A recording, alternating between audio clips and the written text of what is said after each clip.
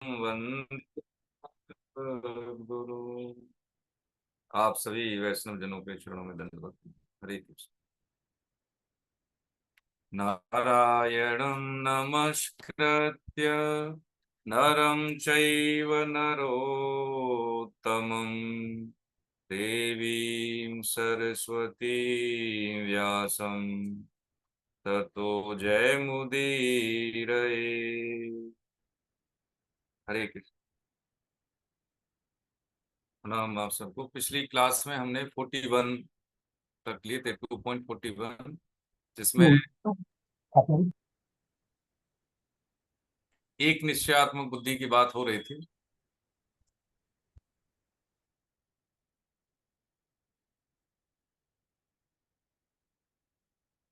41वां। हाँ। व्यवसायत्मका बुद्धि बुद्धि रेखे कुरुनंदन बहुशाखा हेनंताश बुद्धियो व्यवसाय नाम। यानी इसमें भगवान बता रहे हैं, जैसे हम अभी कर्म योग का रहस्य समझ रहे हैं। अध्याय 2 में भगवान ने ज्ञान, कर्म और भक्ति, इसमें जो गीता का जो पूरा फैलाव है ना, उस फैलाव में भगवान पूरे 2 अध्याय में जो भगवान वेद व्यास जी ने इसमें संकलन जो किया है अध्याय 2 का, वो इस हिसाब से किया है कि अध्याय 2 पूरी गीता का आधार है। ठीक है। तो उसमें हम क्या क्या चीज विस्तारित रूप से समझने वाले हैं, तो ये खाका खींचा हुआ अध्याय 2। इसमें भगवान ने ज्ञान, कर्म और भक्ति का कोऑर्डिनेशन बहुत अच्छे से समझा है संक्षिप्त रूप से। तो पहले तो ये बता दिया कि भाई जान लो, इतना ज्ञान होना चाहिए कि हम क्या कर्म करें, कैसे करें, ये विधि हमें नहीं मालूम है तो उसको जान लें। और जब हम कर्म करने की रीति से अवगत हो जाते हैं, अवेयर हो जाते हैं, तो उन्हीं कर्मों को करने से वही ज्ञान कर्म में बदल के वो भक्ति का रूप ले लेता है ना। भक्ति कोई अलग से आरोपित नहीं है, क्योंकि ज्ञान योग और कर्म योग ही लौकिक हैं। हम इसी संसार में समझते हैं, सीखते हैं, पढ़ते हैं, लिखते हैं। लेकिन जब हमारी साधन को करने से हमारी बुद्धि, हमारा व्यवहार सूक्ष्मता की ओर, यानी हम उस साधन को जान लेते हैं। जैसे कोई डॉक्टर होता है, एमबीबीएस करता है कोई बच्चा, तो मान लीजिए सर्जरी में जाना चाहे, तो पूरे शरीर की जो नसें होती हैं पूरा स्ट्रक्चर होता है वो अवगत होता है। उसके बाद वो एमडी होता है, उसके बाद सर्जन होता है, एमएस करता है वो। तो एमएस करने के साथ साथ उसकी इतनी एफिशिएंसी बढ़ जाती है कि वो देख के बता देता है कि मुझे शरीर के किस अंग पे काम करना है। ठीक है। ये सांसारिक विद्या है, इसमें कोई ज्यादा रॉकेट साइंस नहीं समझने के लिए। ऐसे ही जो मनुष्य है एक विधान के अंतर्गत काम करता है। जैसे मान लें कि जैसे विधान क्या है, हमें रेलवे से ट्रेवल करना है, तो क्या करेंगे, हम बुकिंग करेंगे। ठीक है। हम उस विधान को मानेंगे ना, तभी तो हम ट्रेवल करेंगे। हमें एयरपोर्ट यानी हमें फ्लाई करना है, तो हमें क्या करना है, एयरपोर्ट अथॉरिटी का या डीजीसीए का जो नॉर्म्स है उसके अनुसार हम टिकट करते हैं। उसके अनुसार हमारे जो नॉर्म्स होते हैं पैसेंजर के क्या एथिक्स हैं और उस सर्विस देने वाले के क्या एथिक्स हैं। तो हम क्या करते हैं, जैसा विधान है उसके अनुसार हम काम करते जाते हैं और हमारा गंतव्य पूरा हो जाता है। ठीक है। ऐसे ही ये है कि मनुष्य शरीर में जब आता है, जीव आत्मा मनुष्य शरीर लेती है, इस सृष्टि में आता है, तो एक विधान के अंतर्गत काम करता है वो। ये हमें लगता है कि हमारे द्वारा हो रहा है, देखो प्रभु जी हमारे द्वारा कुछ भी नहीं हो रहा है। हाँ। आपको बिल्कुल सत्य घटना सुनाते हैं, ज्यादा पुरानी नहीं है। विवेकानंद जी ने 1893 में विश्व धर्म संसद को संबोधित किया था, जिसमें भारत की ओर से उन्होंने प्रतिनिधित्व किया। उसके बाद में दूसरी धर्म संसद हुई थी, तो एक वो थे योगानंद गिरी जी महाराज, जिन्होंने भारत का प्रतिनिधित्व किया। अब देखिए समझना इस चीज को। जब वहां पे एक बार गए विवेकानंद जी महाराज, तो जब उनका जीरो पे बोलने के बाद 72 घंटे उनका स्पीच हुआ, 3 दिन लगातार बोले, तो जब उनको पहले तो जाने की समस्या थी। हम समझ रहे हैं कर्तव्य कर्म की महिमा समझ रहे हैं हम, ठीक है। तो यहाँ से खेतड़ी के महाराज ने उनको जैसे तैसे भेजा, संसाधन कम थे वहां पे। फिर ये कहा भाई हम आपको देखो, स्थिति भारत की क्या थी उस समय हम जानते हैं। तो उनको वो रेस्पेक्ट नहीं मिला, वो पायदान नहीं दिया गया जो उम्मीद होनी चाहिए। लेकिन वो चुनौती थी, तो उन्होंने कहा कि भाई हम आपको 2 मिनट देंगे, 2 मिनट से ज्यादा अगर बोले तो हम माइक ऑफ कर देंगे।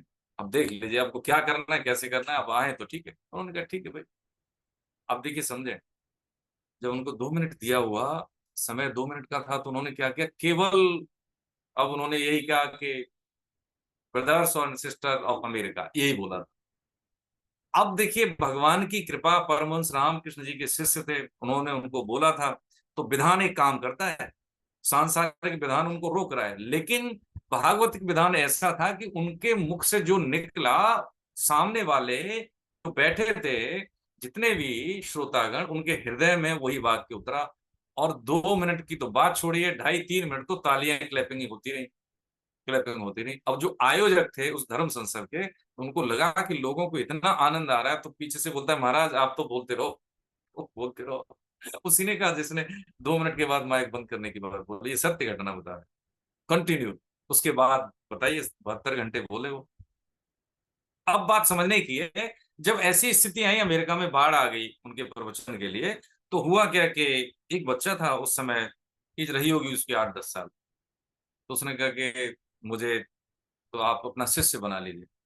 तो उन्होंने कहा, विधान की बात समझ रहे हैं अब, जो भागवत की विधान कैसे काम करता है। तो उन्होंने कहा, देखो आपको मैं शिष्य नहीं बना सकता, आपके लिए कोई दूसरे गुरु आएंगे, वो भारत से ही आएंगे।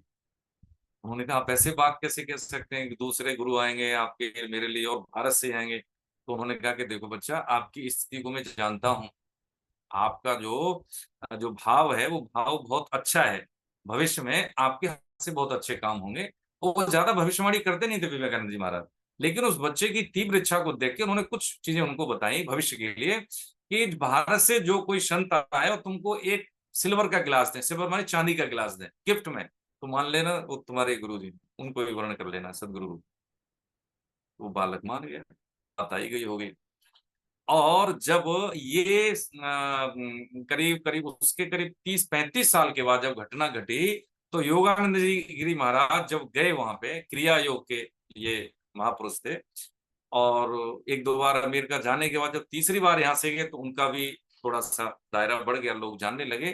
तो जब वो उन इंडिया से गए वहां पे, तो कुछ लेके जाते हैं ना, कुछ लेके जाते हैं उनके लिए, लेके जाऊं मेरे प्रियजन है। ऐसे ही संयोग से उस व्यक्ति के लिए वो ग्लास लेके गए। अब वो 35-40 साल से ज्यादा का हो गया था वो व्यक्ति। जब ग्लास उन्होंने दिया तो वो पैरों में गिर गया, महाराज आप ही मेरे गुरु हो। तो उन्होंने पूछा, आप ऐसे कैसे बोल रहे हो। तब उसने घटना बताई विवेकानंद जी की, है ना। अब ये हम बात समझ लेते हैं कि जो महापुरुष होते हैं, जैसे कोई सरकारी आदमी नौकरी में लग जाता है, तो सरकार का प्रतिनिधित्व करता है, उसके साथ पूरा सरकारी अमला होता है, सरकारी विधान काम करता है। ऐसे ही सिद्ध जन, सिद्ध महापुरुष भागवत के विधान के जानने वाले होते हैं, उनके द्वारा जो कहा जाता है वही होता है। जैसे ब्रह्मा जी ने बोला था ना उनको, भगवान वाल्मीकि को, कि जो आप लिखेंगे वो घटना होगी, ये हमने आपको ये कला दे दी है, जो भी आप लिखेंगे वो भगवान राम के जीवन में आगे घटना होगी, तो इसलिए आप लिखिए, रामायण लिखो महाराज आप तो। बस ऐसी ही स्थिति है कि जो भागवतिक विधान है हमारी समझ में नहीं आता। ठीक है, जब तक हम साधन नहीं करते, जब तक इस सूक्ष्म संसार की बातों से अवगत नहीं होते हैं, तब तक हमारी समझ में नहीं आता। ठीक है, जन्म से लेके और अंतिम समय तक, जब तक हमारे पास समय दिया है, तब तक एक सिस्टम काम करता है पूरा। इतने साल में हम बीमार होंगे, इतने साल में हमारे साथ ये परेशानी आएगी, इतने साल में ये खुशी आएगी, इतने साल में ये वर्ण होगा। हाँ, उपयुक्तता के लिए हमें कुछ प्रयत्न करने होते हैं, तो माँ बाप मिलते हैं हमें, शिक्षक मिलते हैं हमें, हमें वो संभावनाएं मिलती हैं जिसके आधार पर हम अपने आप को निखारते हैं। लेकिन इसके पीछे पूरा सिस्टम है। हाँ, विवेक का उपयोग करके अवसरों को हम कैच करते हैं, ये हमारे विवेक का उपयोग है। इसी को कहते हैं कि नवीन कर्तव्य करने की स्वतंत्रता का और विवेक का सदुपयोग। यदि हम इसको नहीं करते हैं, तो इसमें प्रारब्ध काम नहीं करता। प्रारब्ध के अधीन, तो जिसको हम भाग्य कहते हैं, उसके अधीन क्या होता है, भोग होता है, अच्छे का अच्छा, बुरे का बुरा। लेकिन विवेक और नवीन कर्म स्वातंत्र के माध्यम से हम अपनी उन्नति करते हैं, ये इनपुट है। ठीक है, ये जो है नवीन कर्म है, जिसके माध्यम से हम अपने भाग्य को भी बदल सकते हैं। भाग्य के अधीन होने के लिए हमें जीवन प्राप्त नहीं हुआ है। तो यहाँ पे भगवान ने बताया कि एक निश्चय वाली जो बुद्धि होती है, यदि जिनका एक निश्चय नहीं है, ऐसे मनुष्यों की बुद्धियां पता नहीं कई की जगह बटी होती है ना। मूलतः 8 जगह ही होती हैं, शब्द रूप रस गंध स्पर्श मान बढ़ाई और आराम, यही हम भोग इतनी प्रकार से हम भोगते हैं। तो ऐसा उन्होंने बताया कि ये कमियां हैं, कि व्यक्ति की समबुद्धि इसलिए नहीं हो पाती क्योंकि उनका एक निश्चय नहीं है। अब एक निश्चय होने के लिए देखिए, यहाँ पे एक बात समझ के फिर आगे बढ़ते हैं।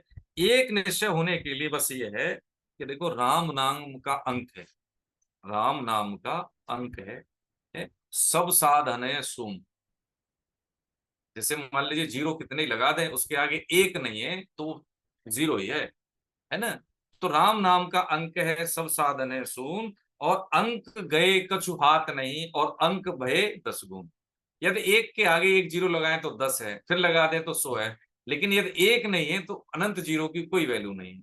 ऐसे ही केंद्र में यदि हमारे में भगवत सत्ता रहती है, ईश्वर आश्रय रहता है, तो हम जो भी प्रयास करते हैं चाहे थोड़े ही हों, लेकिन वो प्रयास वो प्रोग्रेस, जैसे एक के आगे जीरो बढ़ा है 10-10 गुना, ऐसे ही वो प्रोग्रेसिव रूप से है, एक संवर्धित रूप से वो प्रयास, छोटे छोटे प्रयास हमारे उन्नति कारक होते हैं, है ना। एक होता है घड़ा है, उसमें अगर मान लीजिए एक एक बूंद जा रही है तो वो भर जाएगा, कोई बात नहीं, समय लगेगा हाँ, लेकिन भरेगा।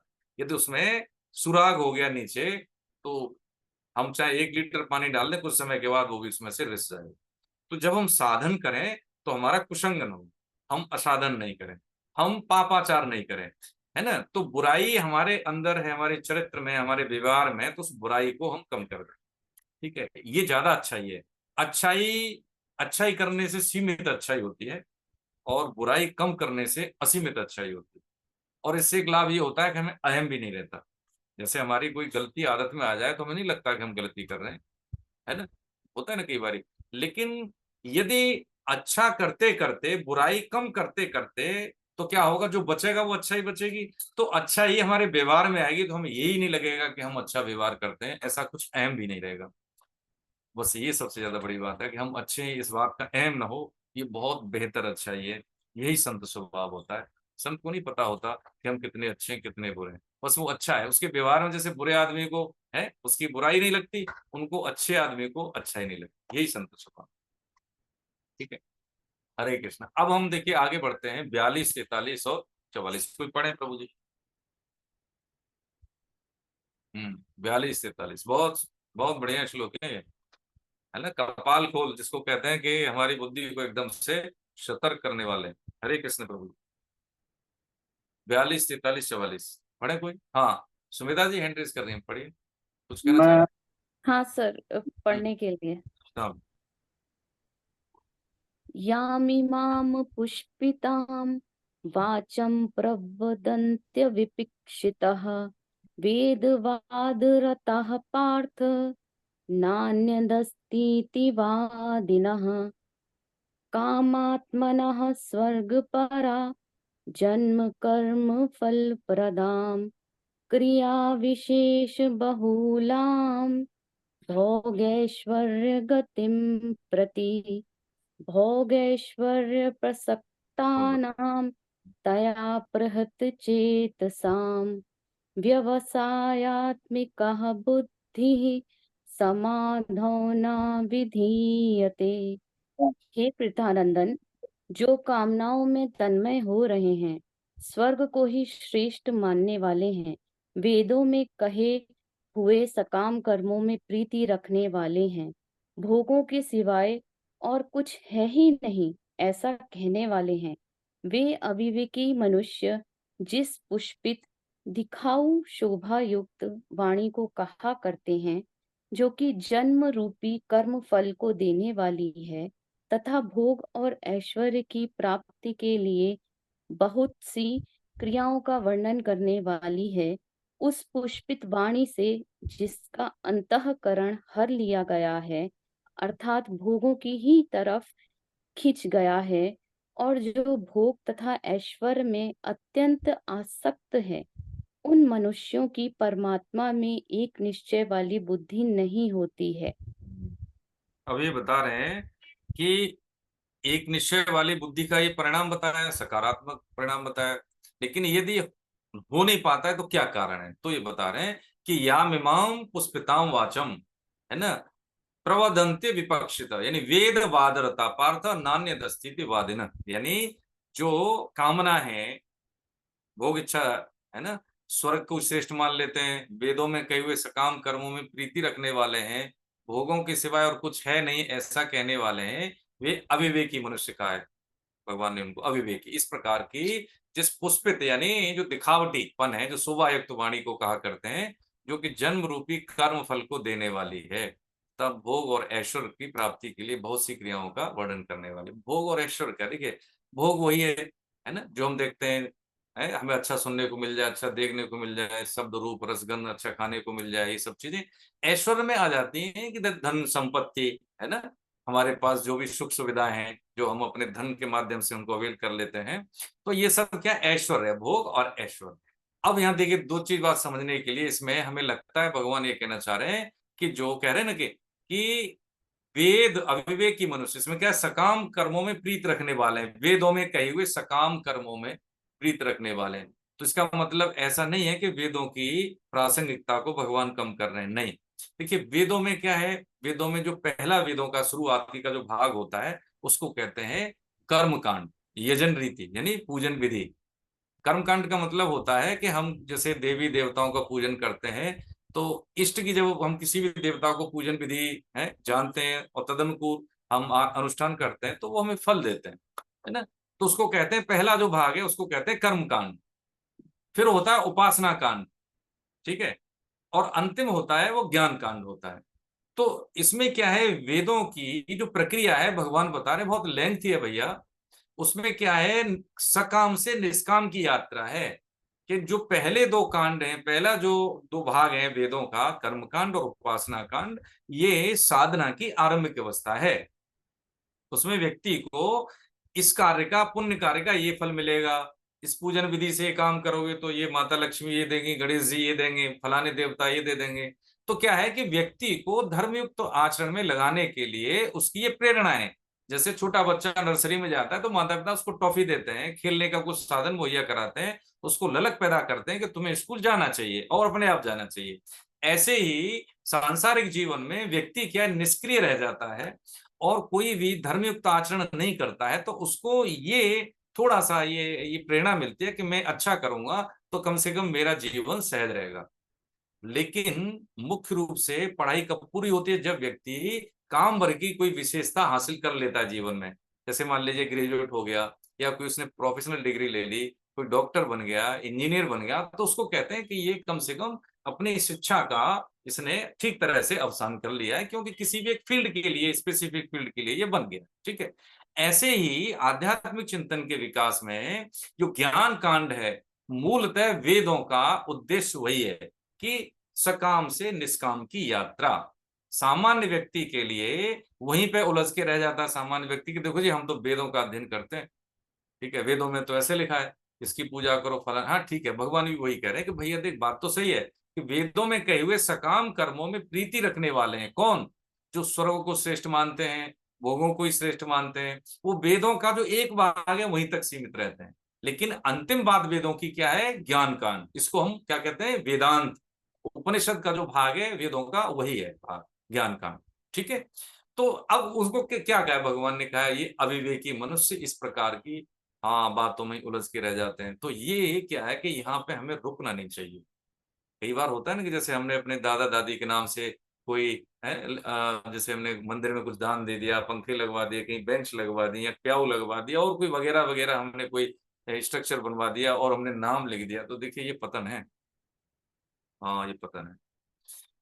दान की जो पद्धति है हम पढ़ेंगे आगे, है दान का मतलब ये होता है कि जिसको हमने दिया है उसने हम पर उपकार किया, कि हमारा दिया हुआ उसने स्वीकारा, पहली बात। और यदि हमने किसी भी व्यक्ति की मदद कर दी और दो तीन बार बोल दिया, तो वो हमने क्या कर दिया, वो खर्च कर ली। जो दान किसी की हमने मदद की और दो तीन बार बोल दिया सामान्य ऐसे ही, तो वो हमारा जो किया हुआ पुण्य है ना वो क्षीण हो गया, उसकी कमाई जो हमने अर्जित की थी वो खत्म हो गई, है ना। तो इसलिए ये क्या है कि एक तो चुप साधन होते हैं ये करने के लिए, हमें कहने नहीं चाहिए, क्योंकि ये सृष्टि में दिया हुआ सब कुछ ईश्वर का ही है। और यदि हम किसी को देते हैं तो ये भाव रहता है कि मैं देता हूं, तो ये पक्की बात है वो देना हमारा देना नहीं हुआ। हाँ इसका पुण्य फल मिल जाएगा, लेकिन निष्कामता कर्म योग का साधन ये बना नहीं। इससे क्या होगा, अच्छे कर्मों में तो है गिनती, करना चाहिए, लेकिन इसका परिणाम क्या है, अच्छे का अच्छा बुरे का बुरा परिणाम देने वाला है। अच्छा परिणाम देगा ठीक है, लेकिन अच्छे परिणाम के लिए भी तो शरीर चाहिए, जीवन चाहिए। हो सकता है इस जीवन में नहीं मिला तो दूसरा जीवन मिलेगा, तो अंत तो गत्वा मृत्यु लोक में तो आना पड़ा फिर भी। इसलिए स्वर्ग लोक तक की जो व्याख्या भगवान ने दी है वो यही की है कि ये सिर्फ और सिर्फ भोग देने वाली है। ठीक है, इससे जो है जीवन का उद्देश्य नहीं सधता है ना? तो जो जन्म रूपी कर्म फल को देने वाली, आप समझे? जन्म रूपी कर्म फल का मतलब क्या है कि ये शरीर भी है, ये कर्म का फल।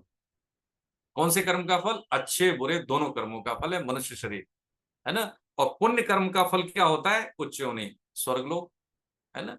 और निकृष्ट कर्मों का फल क्या होता है? अधो योनि, लता-पता, कीड़े-मकोड़े, है ना? तो इसलिए मनुष्य जीवन में सुख-दुःख आते हैं, क्योंकि अच्छे-बुरे दोनों कर्मों का परिणाम है ये मनुष्य शरीर, है ना? तो कह रहे हैं आगे कि भोगैश्वर्य प्रसक्ता नाम तया प्रहत चेतसाम, यानी कि भोगेश्वर प्रसक्ता नाम, जो जिसका अंतःकरण है, आसक्त है भोग और ऐश्वर्य में, तो अत्यंत आसक्त का मतलब क्या है कि इसके बगैर नहीं रह सकते। होता है ना, गाड़ी नहीं है, नहीं है, हम नहीं रह सकते, गाड़ी नहीं है हमारे पास, है? हम पैदल नहीं जा सकते, है ना? तो क्या है कि हमें आदत पड़ गई है सुख भोग की, तो जैसे ही हमारा कंफर्ट ज़ोन डिस्टर्ब होता है, तो हमें भगवत सत्ता किसका, चिड़िया का नाम है, हमें नहीं पता होता। जब हम ठीक-ठाक से बैठे होते हैं, समय हमारा अनुकूल है, तो हम बड़ी-बड़ी बातें कर लेते हैं, ठीक है, सब कुछ है। लेकिन जैसे ही कोई प्रतिकूल परिस्थिति आई, हम अंदर से हिल जाते हैं और हमारा जो कर्तव्य कर्म क्या है ना? हमारा बोध क्या है और हम क्या हैं, कि हम उचित-अनुचित का भेद करने का जो स्पष्ट विवेक है, वो सब जवाब दे देता है प्रभु जी, है ना? तो कहते हैं कि मनुष्यों की परमात्मा में इस तरह से एक निश्चय वाली बुद्धि नहीं होती है, क्योंकि उसकी बुद्धि कई-कई जगह बटी होती है, भोग और ऐश्वर्य में, है ना? तो भोग ऐश्वर्य प्रसक्ता नाम तया प्रतचेतसम व्यवसाय उनका बुद्धि समाधौ न विद्यते। अरे भैया देखो, है ना? जो भोग और ऐश्वर्य में ही पूरी तरह से आसक्त हैं, अत्यंत आसक्त हैं, है ना? उन मनुष्यों की परमात्मा में एक निश्चय वाली बुद्धि, परमात्मा में बुद्धि किसकी होती है? तेषां सतत युक्तानां भजतां प्रीतिपूर्वकम्, है ना? जिसने ये निश्चय कर लिया है, समझ में आए या नहीं आए, है ना? समझ में आए या नहीं आए। लेकिन हम मान लेते हैं ना, जैसे कि माँ कहती थी बच्चे को, देखो ये तुम्हारा है, ये पिताजी है तुम्हारे, तो बच्चा वो मान लेता है। पिताजी क्यों हैं, कैसे हैं, डीएनए रिपोर्ट वो नहीं जानता, वो मान लेता है कि मम्मी ने कह दिया ना, हाँ। लेकिन स्वाभाविक माँ को माँ वो इसलिए मान लेता है कि शारीरिक जो संवेदनाएँ होती हैं, जो शारीरिक रूप से जो तरंगे निकलती हैं, वो बच्चा स्वीकार कर लेता है। वो नहीं जानता, तर्क नहीं जानता, लेकिन ये मेरी माँ है, ये जान लेता है ना? हम सब ने ऐसा ही माना है, हम सब इ इसी इस स्थिति से निकले ना हम सब लोग। लेकिन बच्चा बाप का परिचय नहीं जानता, बाप का परिचय माँ ही कराती है। हाँ, यदि वो कहते हैं ये तेरा पिता नहीं, तो नहीं मानेगा वो, कितना ही हम कहते रहें। होता है कि नहीं होता है? ऐसे ही यदि हमारी बात समझ में नहीं आए, ठीक है, लेकिन इतना हम मान लें कि हो सकता है वहाँ तक मेरी बुद्धि ना हो, है ना? लेकिन बहुत सारी चीज़ें ज़िंदगी में हमने ऐसी मानी हैं कि हमारे पास तर्क नहीं होते, लेकिन आज हमने मान लिया है तो कल हम जान भी गए उसको। ऐसे ही कि ईश्वर सत्ता है, ज़मीन में हम बीज बोते हैं विभिन्न तरह के, किसी का पीला फूल होता है तो किसी का नीला, है। वर्षा का एक सिस्टम है, जलचक्र है, देखिए अभी बारिश का सीज़न चल रहा है ना? मतलब जहाँ पे हम दिमाग हमारा नहीं काम करता, हमारा घर होता है, हम पाइप लगाते हैं, टुल्लू पंप लगाते हैं, लेकिन ये कौन से ऐसा सिस्टम है जो सृष्टि में सब सभी जगह वर्षा हो रही है? एक इस तरह का है भागवतिक विधान है कि जहाँ पे समुद्र नहीं है लेकिन वहाँ पे वर्षा हो रही है ना? और सब जगह हो रही है। हिंदुस्तान का कोई ऐसा वाक़ई नहीं है हिस्सा जहाँ पे वर्षा नहीं होती हो। यदि मान लीजिए दक्षिण-पश्चिम मानसून से नहीं होती, तो वेस्टर्न डिस्टर्बेंस से होता है ना, मेडिटेरियन सी से। देखिए उधर जहाँ पे तमिलनाडु का कुछ हिस्सा छूटता है, तो आप देखेंगे पूर्वी तट से तमिलनाडु तक वो बारिश वहाँ पे होती है। आपकी जो होती है ना जैसे शिलांग, ये देखिए थोड़ी-सी समझ रहे हैं, भौगोलिक तो है, लेकिन इसमें देखिए भागवतिक विधान कि हिंदुस्तान पे प्रभु की ऐसी कृपा है कि ऐसा कोई हिस्सा नहीं जहाँ पे बारिश नहीं हो। छूटता है इस दक्षिण पश्चिम मानसून से कुछ हिस्सा, तो वेस्टर्न जो डिस्टर्बेंस है जो होता है ना अक्टूबर नवंबर में बारिश, वहां पे उसके माध्यम से बारिश हो जाती है ना? तो ये चीजें हमारी उधर जाती नहीं है, क्योंकि हम देख रहे हैं जीवन को बड़े सामान्य तरीके से देख रहे हैं जब से हम पैदा हुए हैं, लेकिन उसको हम सूक्ष्मता की तरफ से नहीं देखते कि कोई घटना हो रही है प्राकृतिक नेचुरल वे में, तो वो क्यों हो रही है? इसमें हमारा हस्तक्षेप है कि नहीं है? यदि नहीं है तो क्यों नहीं हो पाता है? और यदि है तो क्यों है ना? तो ये सिस्टम जब हम सब समझते हैं तो क्या समझते हैं कि हम 2 नियम हम साध लें, यम और नियम।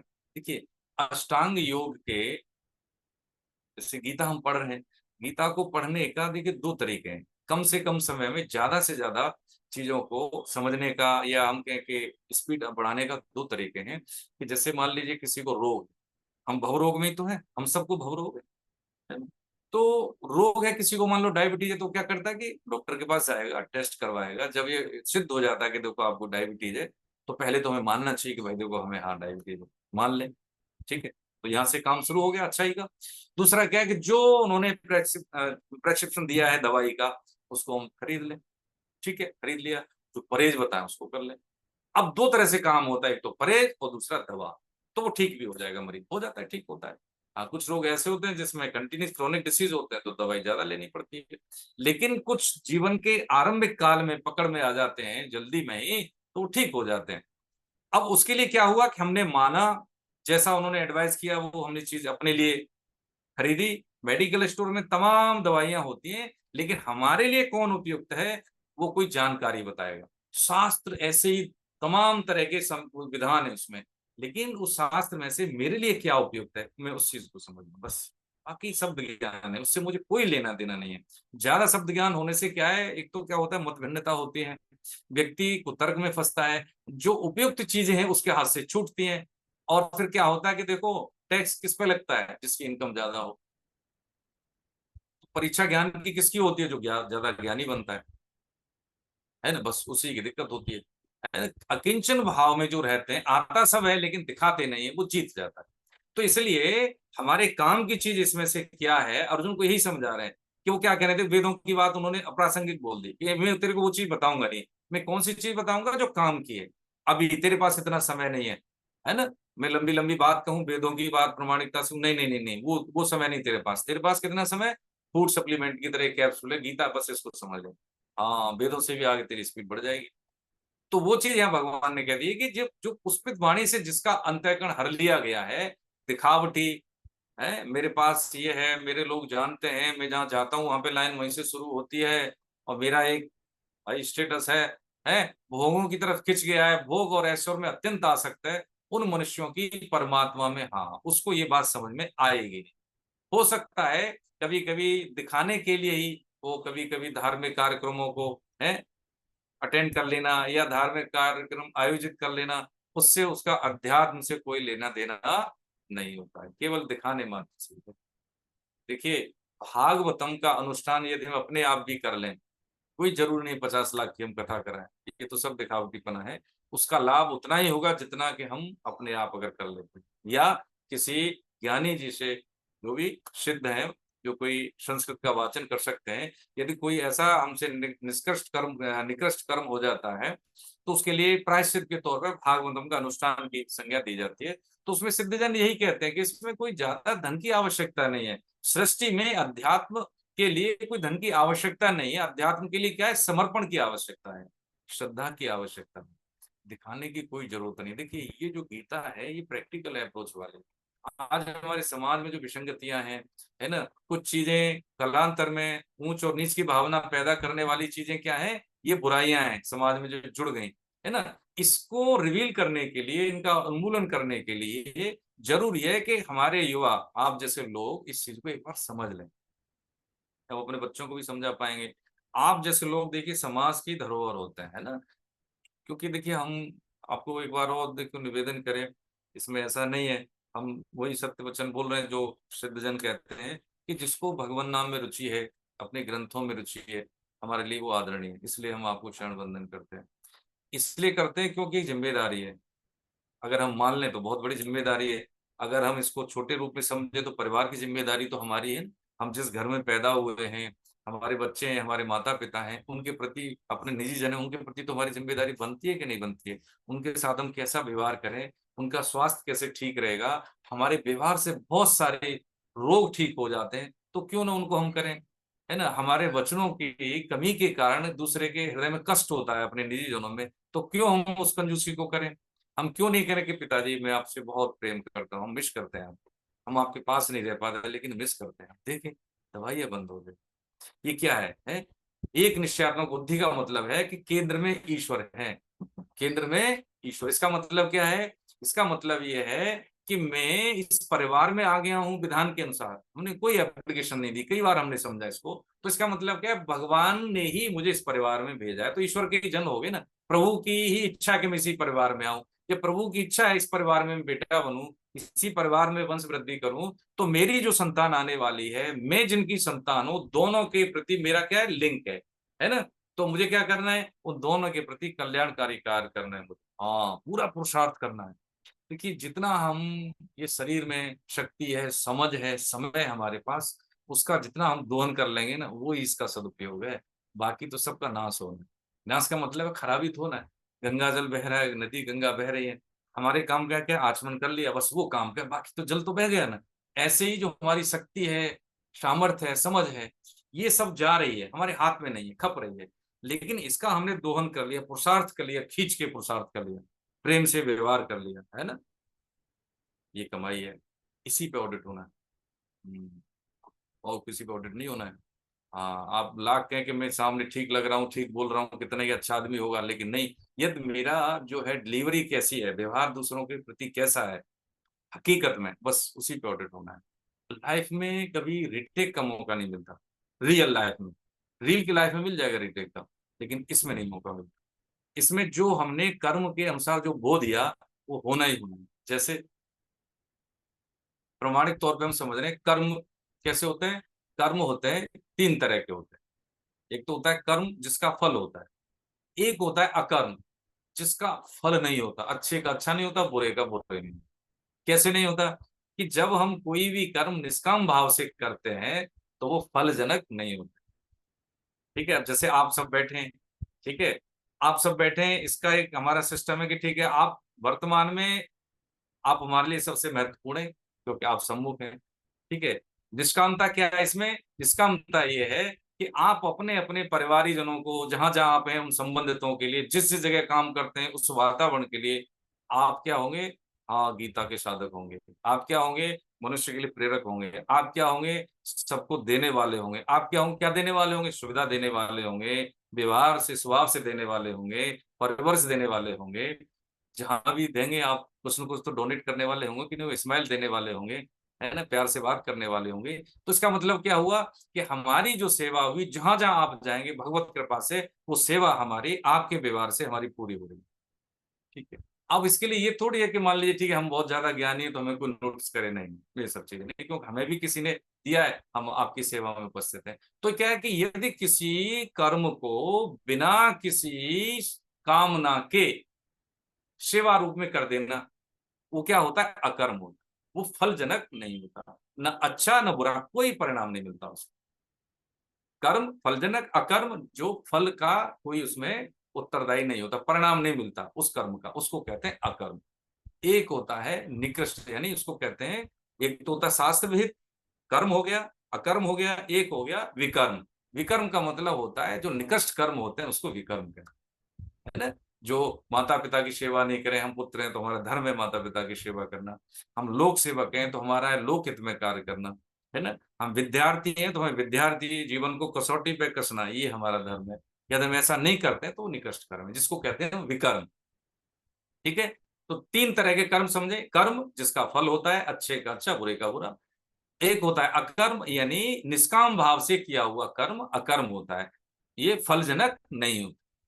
जीवन मुक्त महापुरुष अकर्म करते। विकर्म जो शास्त्र विहित कर्म नहीं हो, यानी जो निकृष्ट कर्म हो, विकर्म है।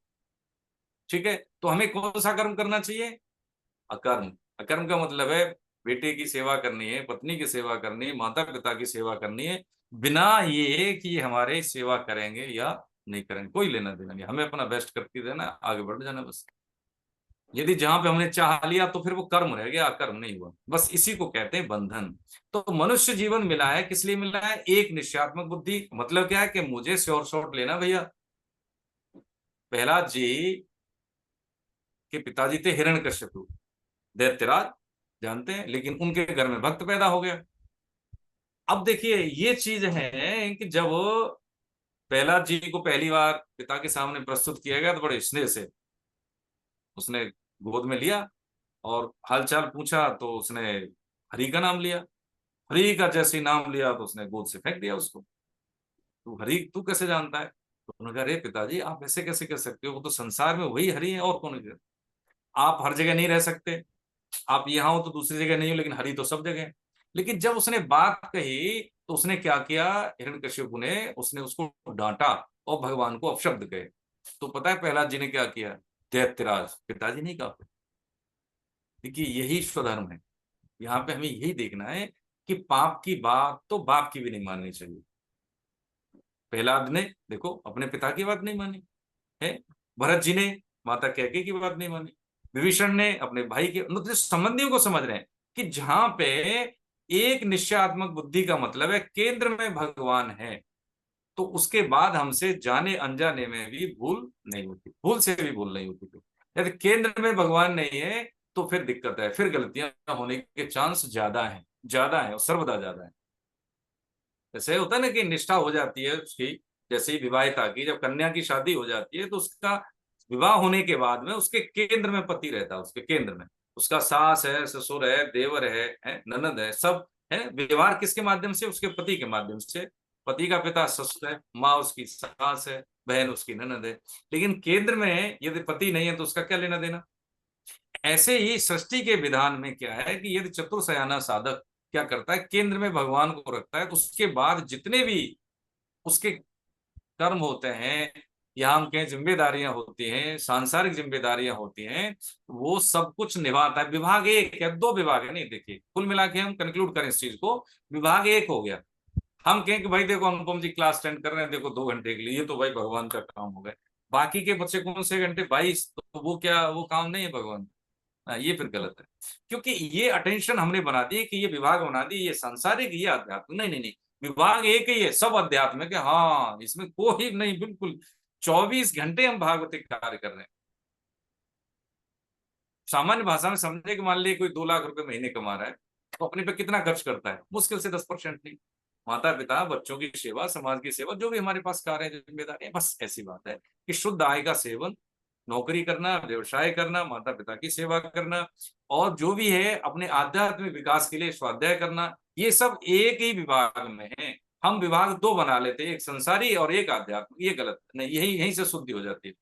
विभाग एक ही है, सोने से लेके जागने तक, जागने से लेके सोने तक। या तो सोने जा रहे हैं, ईश्वर का नाम लिया, सो गए, और जैसी जगह फिर भगवान का नाम लिया, जग गए, तो 7-8 घंटे की नींद, वो नींद जो भजन में काउंट हो गई, क्योंकि जब होश में थे तब भगवान नाम, और जैसी जगह तब भगवान नाम, तो बीच का जो गैप था सोने का वो भजन में है। हाँ, ये हम नहीं कह रहे, ये शास्त्र आज्ञा और सिद्ध संतों का मत है ये।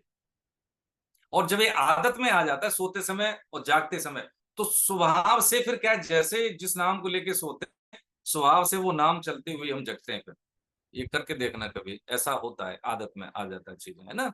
तो ये बात भगवान ये समझा रहे हैं कि वेदों की प्रासंगिकता को भी उन्होंने अपने योग में स्थित होकर जो उपदेश दे रहे हैं भगवान, इसलिए उन्होंने गौड़ कह दिया, है ना, कि सब दिखावटी हैं। वेदों का अंतिम गंतव्य क्या है, सकाम से निष्काम, है ना।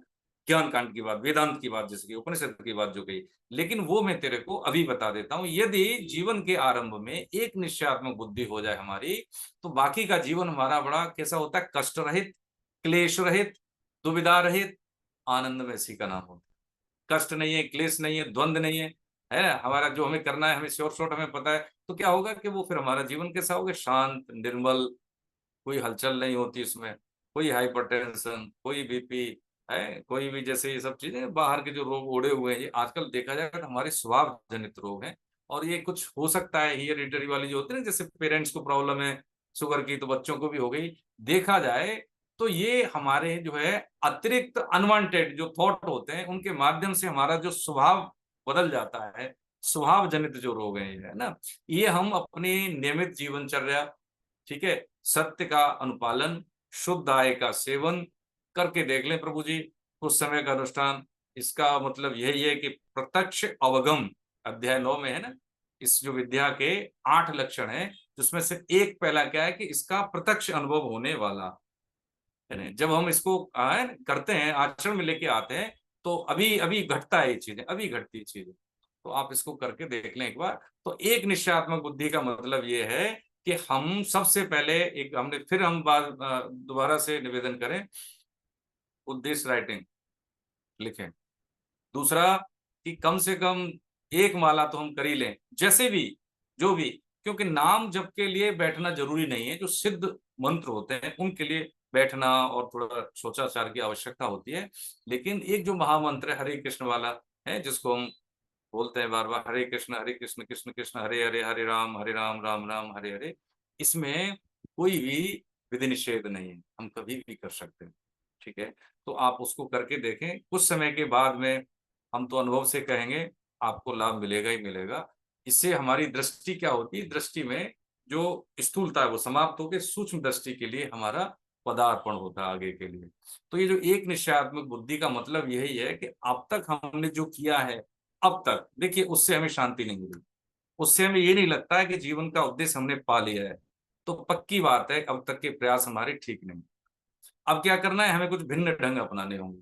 उन भिन्न ढंग में क्या है कि ये एक तो ये है कि पहले हो सकता है इसमें हमारा कंफर्ट जोन भी इफेक्टिव हो, तो पहले हम निर्णय ले लें कि हमें करना क्या है। एक तो क्या करना है कि भाई चलो गीता से हम सम्मुख हो गए, तो हम पढ़ लें इसको। गीता को पढ़ने का एक तरीका ये है कि साधन के साथ साथ हम कुसंग को त्याग दें, कुसाधन को छोड़ दें। तो जो भी हम साधन चाहे हमसे कम बनेगा, लेकिन वो हमारा ग्रोथ देगा, वो ग्रेविटी वाला होगा, उसमें वजन बढ़ेगा। लेकिन यदि उसमें लीकेज है कि हम साधन भी कर रहे हैं और कुसंग भी कर रहे हैं, कुसाधन भी कर रहे हैं, नहीं, किसी की बुराई करना, आलतू फालतू बातें करना, दूसरे में दोष देखना, है ना, निंदा करना, है, और जो होता है ना कई बार अशुद्ध आय, है ना, खान पान शुद्ध नहीं होना, है ना, पापाचरण करना, तो देखिए फिर उस गीता घटेगी नहीं जीवन में। हम साधन करें, कम करें, लेकिन ये निकृष्ट व्यवहार नहीं करें, पापाचरण नहीं करें, तो इससे लाभ हो, बिल्कुल लाभ हो। हाँ, एक कवल खाएंगे तो पेट में जाता है तो उससे भूख कम होती है, दो खाएंगे तो उससे भूख कम होगी। धीरे धीरे ये जो है ग्रोथ देगा। भजन का मतलब है वजन, तभी बढ़ेगा भजन में वजन जब हम भजन को बचाएं और उसको पचाएं, कुसंग से बचाएं, और जो कर रहे हैं उसको गाएं नहीं, पचाएं। पचाना का मतलब है हम बोल रहे हम तो ये करते हैं, हम वो करते हैं, दूसरों में दोष दर्शन करते हैं, इसमें ये है ये नहीं करते हम, गीता हमें थोड़ी सी पढ़ ली और दूसरों को हम नोटिस करने लगे, दूसरों का एवेल्युएशन करने लगे, बस ये मूल भूल है। तो घर वाले भी कहते हैं अरे भैया गीता नहीं पढ़ते थे तभी आप तो अच्छे थे, अच्छी गीता पढ़ी, आप बार बार हमें टोक रहे हो, भाई ये सब क्या चीज है। तो ये नहीं, नहीं, दूसरों के लिए नहीं, गीता ये हमारे लिए है ना। सबसे पहले हम अपने अपने पे काम करेंगे, अपनी ग्रूमिंग करेंगे, अपने आप को दिखाएंगे, है ना।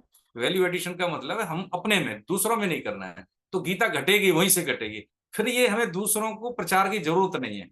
ये हमारा प्रसार का मतलब है आंतरिक यात्रा, हमारा प्रसार, हमारा सुधार दूसरों के लिए प्रचार है। हाँ, उसमें दूसरे के लिए हमें कहेंगे भाई जुड़ जाओ ऐसे लाभ होता है, तो हम तो अपना वेलफेयर नहीं कर पा रहे। वो कहेगा तुम क्रोध करते हो, तुम ऐसे ऐसी बातें करते हो, गीता की हमें बात बता रहे हो, तो हम हमारे पास कोई जवाब नहीं होगा। इसलिए इससे बचने के लिए सबसे बढ़िया तरीका है कि पहले जो जो चीज हम समझे हैं पहले हम अपने आचरण में उतारें, बिना किसी लाभ हानि के। ये घर से ही शुरुआत करें, और घर में शुरुआत का मतलब है सबकी सेवा भावना रखें, चाहे वो बच्चे हैं, चाहे पति हैं या पत्नी है, कोई भी है। हमें अपना काम करना है, अपने से दूसरे की मदद करनी है, तो लगेगा कि इनमें कुछ बदलाव आया है। हाँ, नहीं तो फिर वो घर वाले कहेंगे अरे क्या गीता वीता पढ़ रहे हो भैया, जब से आए हो तब से तुम सिर पे उठा रखे हैं सबको, सब में कमियां देखते रहते हो, कर क्या रहे हो, ऐसे गीता से तो हम तो बेगीता के बढ़िया। तो घर वाले भी साथ नहीं देते, फिर हम उनका वेलफेयर नहीं कर पाएंगे, उनकी सेवा नहीं कर पाए, तो फिर बहुत बड़ा ये अपराध हो जाता है ना। तो ऐसा करके भगवान ने उनको समझा दिया कि एक निश्चय वाली बुद्धि में क्या बाधा है, आसक्ति, ममता, भोग और ऐश्वर्य की प्रधानता। ठीक है, हरे कृष्ण, आगे बढ़े। 45 नंबर। हरे कृष्ण प्रभु जी। अरे जी। हरे, पढ़िए। हम्म। गुण विश्य वेदा हम्म। निस्तय गुणयो भवार्जुन हम्म। निर्वत्नं निर्- निर्द्वन्द्वो नित्यसत्त्वथो हम्म। निर्योगक्षेम आत्मवान। हम्म। वे तीनों गुणों के कार्य का ही वर्णन करने वाले हैं। हे अर्जुन, तो तीनों गुणों से रहित हो जा, हम्म। राग द्वेषादि द्वंद्वों से रहित हो जा, निरंतर नित्य वस्तु परमात्मा में स्थित हो जा, योग क्षेम की चाहना भी मत रख और परमात्मा परायण हो जा। 46वां और पढ़ दीजिए, दोनों एक ही भाव है, 45 46। हाँ। यावानर्थ उद्पाने सर्वतः संतुलोदते तवान् सर्वेषु वेदेषु ब्रह्म ब्राह्मणस्य विजानतः।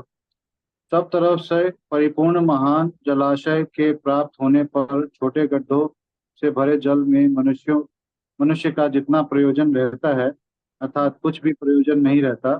वेदों और शास्त्रों को तत्व से जानने वाले ब्रह्म ज्ञानी का संपूर्ण वेदों सकाम कर्मकांड में उतना ही प्रयोजन रहता है, बहुत अर्थात बढ़िया, कुछ भी प्रयोजन नहीं रहता। बहुत सुंदर। देखिए हरे हरे कृष्ण, बहुत सुंदर। देखिए, त्रैगुण्य विषया वेदा निस्त्रय गुण्यो भवार्जुन निर्द्वंदो। अब इसमें वेद तीनों गुणों के कार्य का ही वर्णन करते हैं ना। तीन गुण कौन से होते हैं ये हम समझ लेते हैं। एक तो तमोगुण होता है, एक रजोगुण होता है, एक सत्वगुण होता है। तमोगुण का मतलब होता है अंधकार। रजोगुण का मतलब होता है कि हम क्यों किसी के लिए काम करें, हमें बदले में कुछ मिले तो हम करें। एक तरह से क्या है, वणिक। वणिक के मतलब व्यवसाय वाली चीज। आओगे तो क्या लाओगे, जाओगे तो क्या देके जाओगे, मेरा फायदा होना चाहिए, है ना।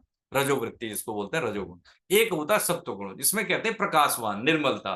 जैसे पानी साफ है तो उसमें दिखता है सब, है ना। सब दिखता है नीचे तलाटी में क्या। ऐसे ही जो सतगुण का स्वामी होता है, उसको अपनी अच्छाइयां बुराइयां दिखती हैं। उसको पता है नहीं ये मेरी गलती है, सॉरी हमसे गलती हुई। शत्रुघ्न उसको पता है कि मेरे से गलती हुई, इसका मतलब है उसका व्यक्तित्व प्रकाशवान है। शत्रुघ्न निर्मलता का प्रतीक है। तो कह रहे हैं वेद तीनों गुणों के कार्य का ही वर्णन करने वाले हैं। कौन कौन से? सत्वगुण, रजगुण और तमोगुण, तीनों का। अब कह रहे हैं तू तीनों गुणों से रहित हो जा। अब इसका मतलब क्या हुआ? तीनों गुणों से रहित होने का मतलब ये होता है कि जैसे हमारे पास गाड़ी है। जब गाड़ी हम शुरुआत में चलाते हैं तो हम क्या करते हैं कि ना तुम फोन अटेंड करेंगे, दाएं बाएं भी नहीं देखेंगे, एकदम हम गियर चेंज करेंगे, क्लच डालेंगे, ब्रेक का भी सहारा लेंगे, है, और जो स्टीयरिंग पूरा ध्यान लगाते हैं। और कोई कहेगा भाई मेरी बात सुनो, तो कहते नहीं नहीं चुप, पहले भाई मैं गाड़ी चला रहा हूँ। लेकिन जैसे ही वो एफिशिएंट ड्राइवर हो जाता है तो फोन भी अटेंड कर लेता है, इधर उधर देख भी लेता है, बात भी सुनता है, उसका आंसर भी देता है, और बहुत फास्ट एकदम एफिशिएंटली गाड़ी चलाता है।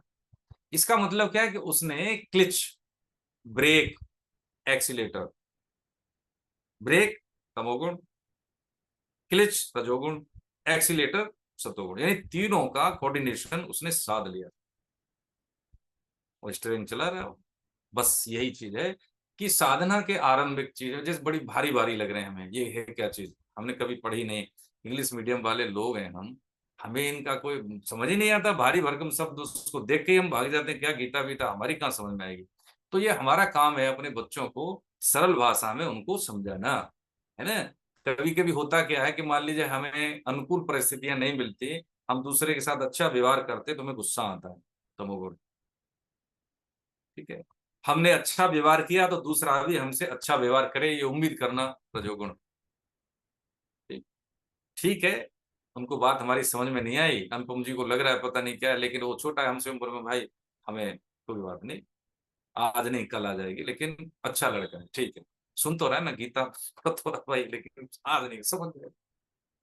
सत्यगुण ठीक, हमें पता है, लेकिन उसमें जो अच्छाई है उसकी हमने तवज्जो कर ली इस बच्चे की कि नहीं, अनुपम ने क्लास में ज्वाइन किया, उसका जो निर्णय था वो अच्छा था। हो सकता है नहीं समझ में आ रहा, आ जाएगा, तो उसने निर्णय लिया ना।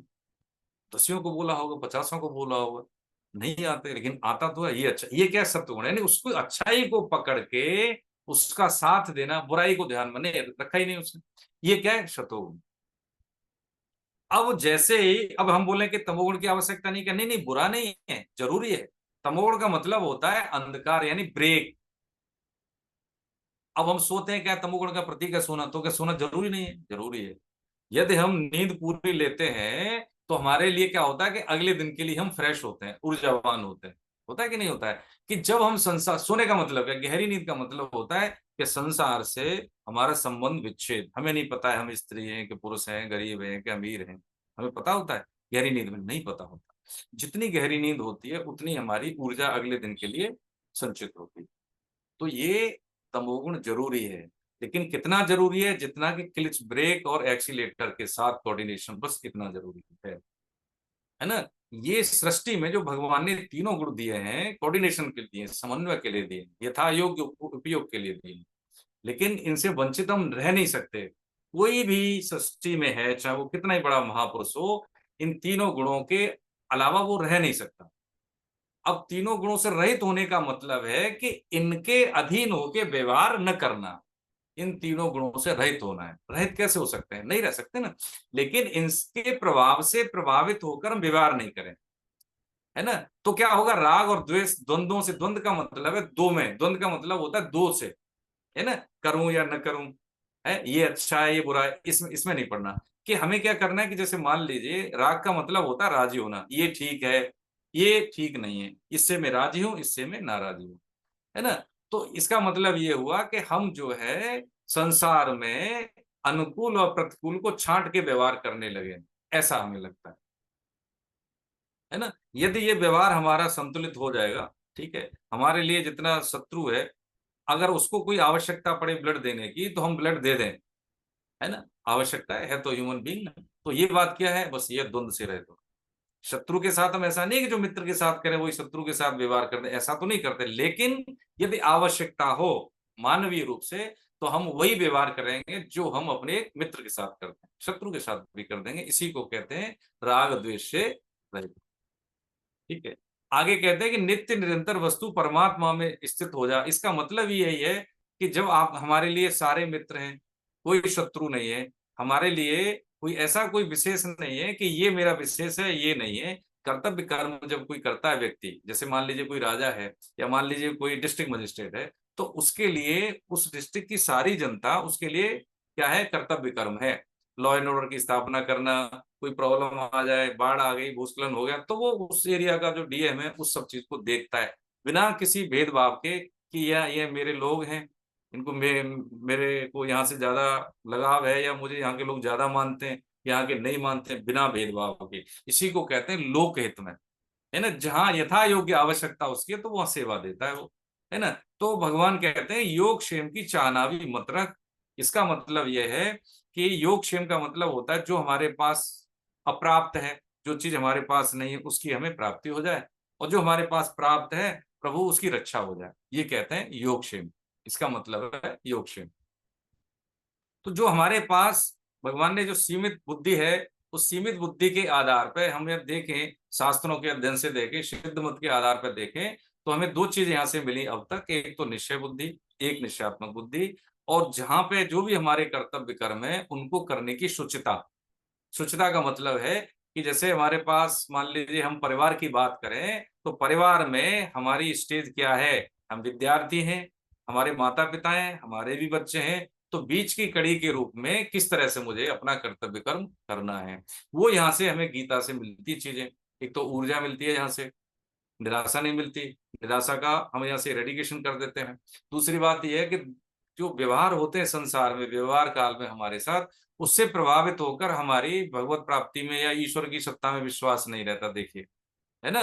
तो उसके लिए क्या है कि हम अपने विचार और व्यवहार को दूसरों के विचार व्यवहार से हम तुलना न करें। ठीक है, दूसरे की कमियों से हम क्यों अपने आप को है कम आंक लेते हैं या ज्यादा आंक लेते हैं, ये हमारा काम नहीं है। भगवान अर्जुन के माध्यम से यही कह रहे हैं कि तू अपनी बात सोच, इसमें तीसरे व्यक्ति की बात नहीं भैया, तेरा कर्तव्य कर्म क्या है ये सोच ले। यदि इसमें भाव नहीं है तो कहते हैं, क्या कहते हैं कि तू योग क्षेम की चाहना भी मत कर। जैसे हमने खाना खा लिया तो पचाने की इच्छा हम करते हैं, नहीं करते हैं, बस हम खा लिया है, इतना हम कर सकते हैं। बाकी अंदर का सिस्टम कैसे काम करेगा ये हम नहीं जानते, शरीर हमारा जरूर है लेकिन वो सिस्टम कैसे काम करता है हमें नहीं पता है, वो तो डॉक्टर ही बताए, हमें नहीं मालूम, लेकिन हम तो खाना खा लेते हैं। ऐसे ही कह रहे हैं यहाँ पे भगवान, देखो भैया तू मेरे परायण हो जा, परमात्मा परायण हो जा, तेरी बात समझ में नहीं आ रही तो कोई बात नहीं। निर्योग क्षेम का मतलब है अपने अधिकार की भी चिंता मत कर, वो मैं कर दूं। ये भक्ति की बात भगवान बता रहे हैं। जैसे माता होता है ना कि बच्चा चिल्ला दे, है ना, तो माँ सब काम छोड़ के आ जाएगी, लेकिन जब तक वो खेल खिलौनों में मस्त है तो क्या करेगी माता कि ठीक है अब खिलौने से नहीं खेल रहा तो अपनी बहन को दे देगी, उसकी बहन को दे देगी, भाई को दे देगी, बच्चे को, तब तक तू खिला।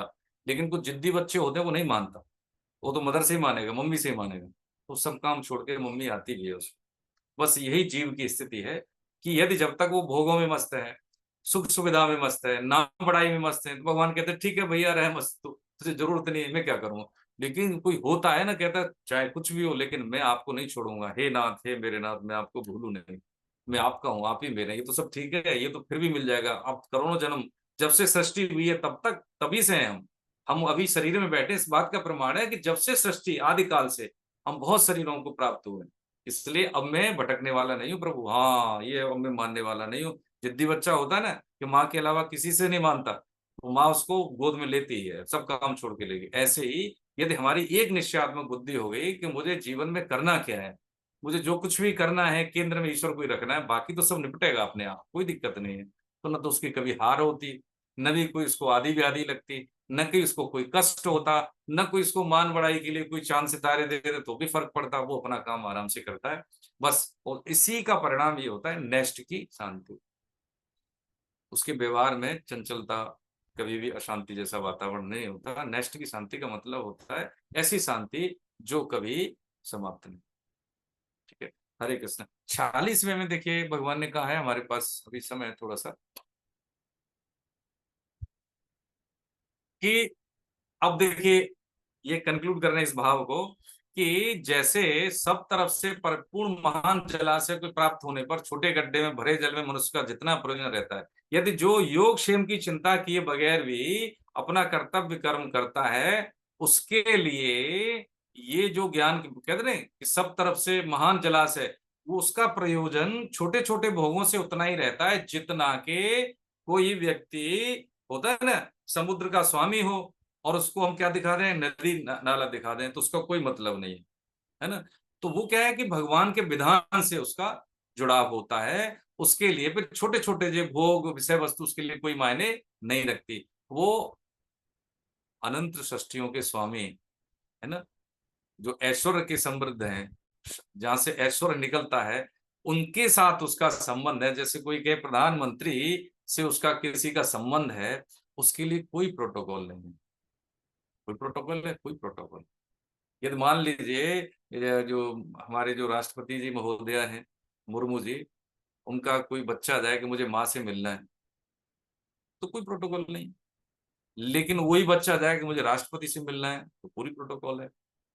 बस इतनी सी बात है। यदि भजन और संबंध की बात करें तो संबंध भजन पे भारी है। जैसे मान लीजिए कि मैं बात करूं, है अभी ये सुषमा मैडम दिख रही है, ठीक है, अब ये बहुत बड़ी अधिकारी है मान लीजिए कहीं, तो मैं कहूँ देखो जी हमारी तो बड़ी बहन जी है फलानी अधिकारी, हमें मिलना है ना। और चाहे हम इनसे बात नहीं करें फोन पे, लेकिन जब हमें काम हो तो हम बात करें, तो ये मना नहीं कर सकते क्योंकि ये हमारी बड़ी बहन, ठीक है, तो हमारा अधिकार है, हमारी बड़ी बहन है, ठीक है। लेकिन यदि हम कहें कि जी अधिकारी से मिलना है हमें, इनकी ड्यूटी है, ये उस फलाने काम के अधिकारी है, तो उसके लिए पूरी प्रोटोकॉल है। इसलिए भक्त क्या करता है, वो संबंध बोध होता है उसका कि मैं ईश्वर का, ईश्वर मेरे, मैं याद करूं ना करूं संबंध है ना, बस ठीक, बस इतनी सी बात। क्योंकि भगवत प्राप्ति कृपा साध्य साधन साध्य नहीं। हम सोचें कि हम इतना नाम जप कर लेंगे, करना चाहिए, इतना हम ये काम कर लेंगे तब हमें ऐसा भगवदानुभव हो जाएगा, ये नहीं, ऐसी बात नहीं है। बात ये है कि हमारा जो क्रिया के पीछे का भाव क्या है। 10 रुपए की चीज हमें मार्केट से तभी मिलेगी जब उसकी कॉस्ट 10 से कम हो, नहीं तो नहीं मिलेगी, है ना। ऐसे ही हम सोचे कि साधन से भगवान की प्राप्ति कर लेंगे, हम इतनी मालाएं कर लेंगे, इतना दान पुण्य कर लेंगे, इतनी तपस्या कर लेंगे, तो इसका मतलब है कि भगवान की कीमत उतने दान उतनी तपस्या से कम है, तभी उनको हम प्राप्त कर रहे हैं। सीधी सी बात है। ऐसा नहीं है, ऐसा बिल्कुल नहीं है ना। एक बार क्या हुआ कि एक नारद जी जा रहे थे वहां से रास्ते से, तो वहां पे तपस्वी मिले। तपस्वी मिले, उन्होंने कहा महाराज आप तो भगवान के मन है और आपका वैकुंठ में आना जाना रहता है, महाराज देखिए मेरा एक निवेदन है देवर्षि, मुझे जीवन का बहुत साल ऐसे ही इस पेड़ के नीचे हो गया है ना तपस्या करते हुए, हमें तो बस ये जानना है कि भगवान के दर्शन होंगे कि नहीं होंगे इस जीवन में, कि चला जाएगा ऐसे जीवन। कि ठीक है ऋषि, मैं पूछ के आता हूँ, जब जाऊंगा जरूर पूछ के आपको दूंगा। आगे बढ़े तो एक और महापुरुष बैठे थे, वही उन्होंने सवाल किया। तो जब किया तो गए वहां पे भगवान के, तो उन्होंने कहा देख भाई, पहले वाले की बात बोली कि उसको तुमको बोलना कि जिस पेड़ के नीचे वो तपस्या कर रहे हैं इतने जन्म लेने पड़ेंगे, उस पत्ते जिस पेड़ पे इतने हैं ना उतने जन्म अभी और उनके बाकी हैं अभी, तो करते रहे लेकिन समय लगेगा। दूसरे से बोला कि एक जीवन और लगेगा अभी, एक एक जीवन और लेना। अब जैसे ही वहां से लौटे तो जो बाद में मिला था वो पहले मिल गया। तो उन्होंने कहा महाराज पूछिए, कि हाँ भैया पूछिए, आपकी तो ऐसे ऐसे बोला।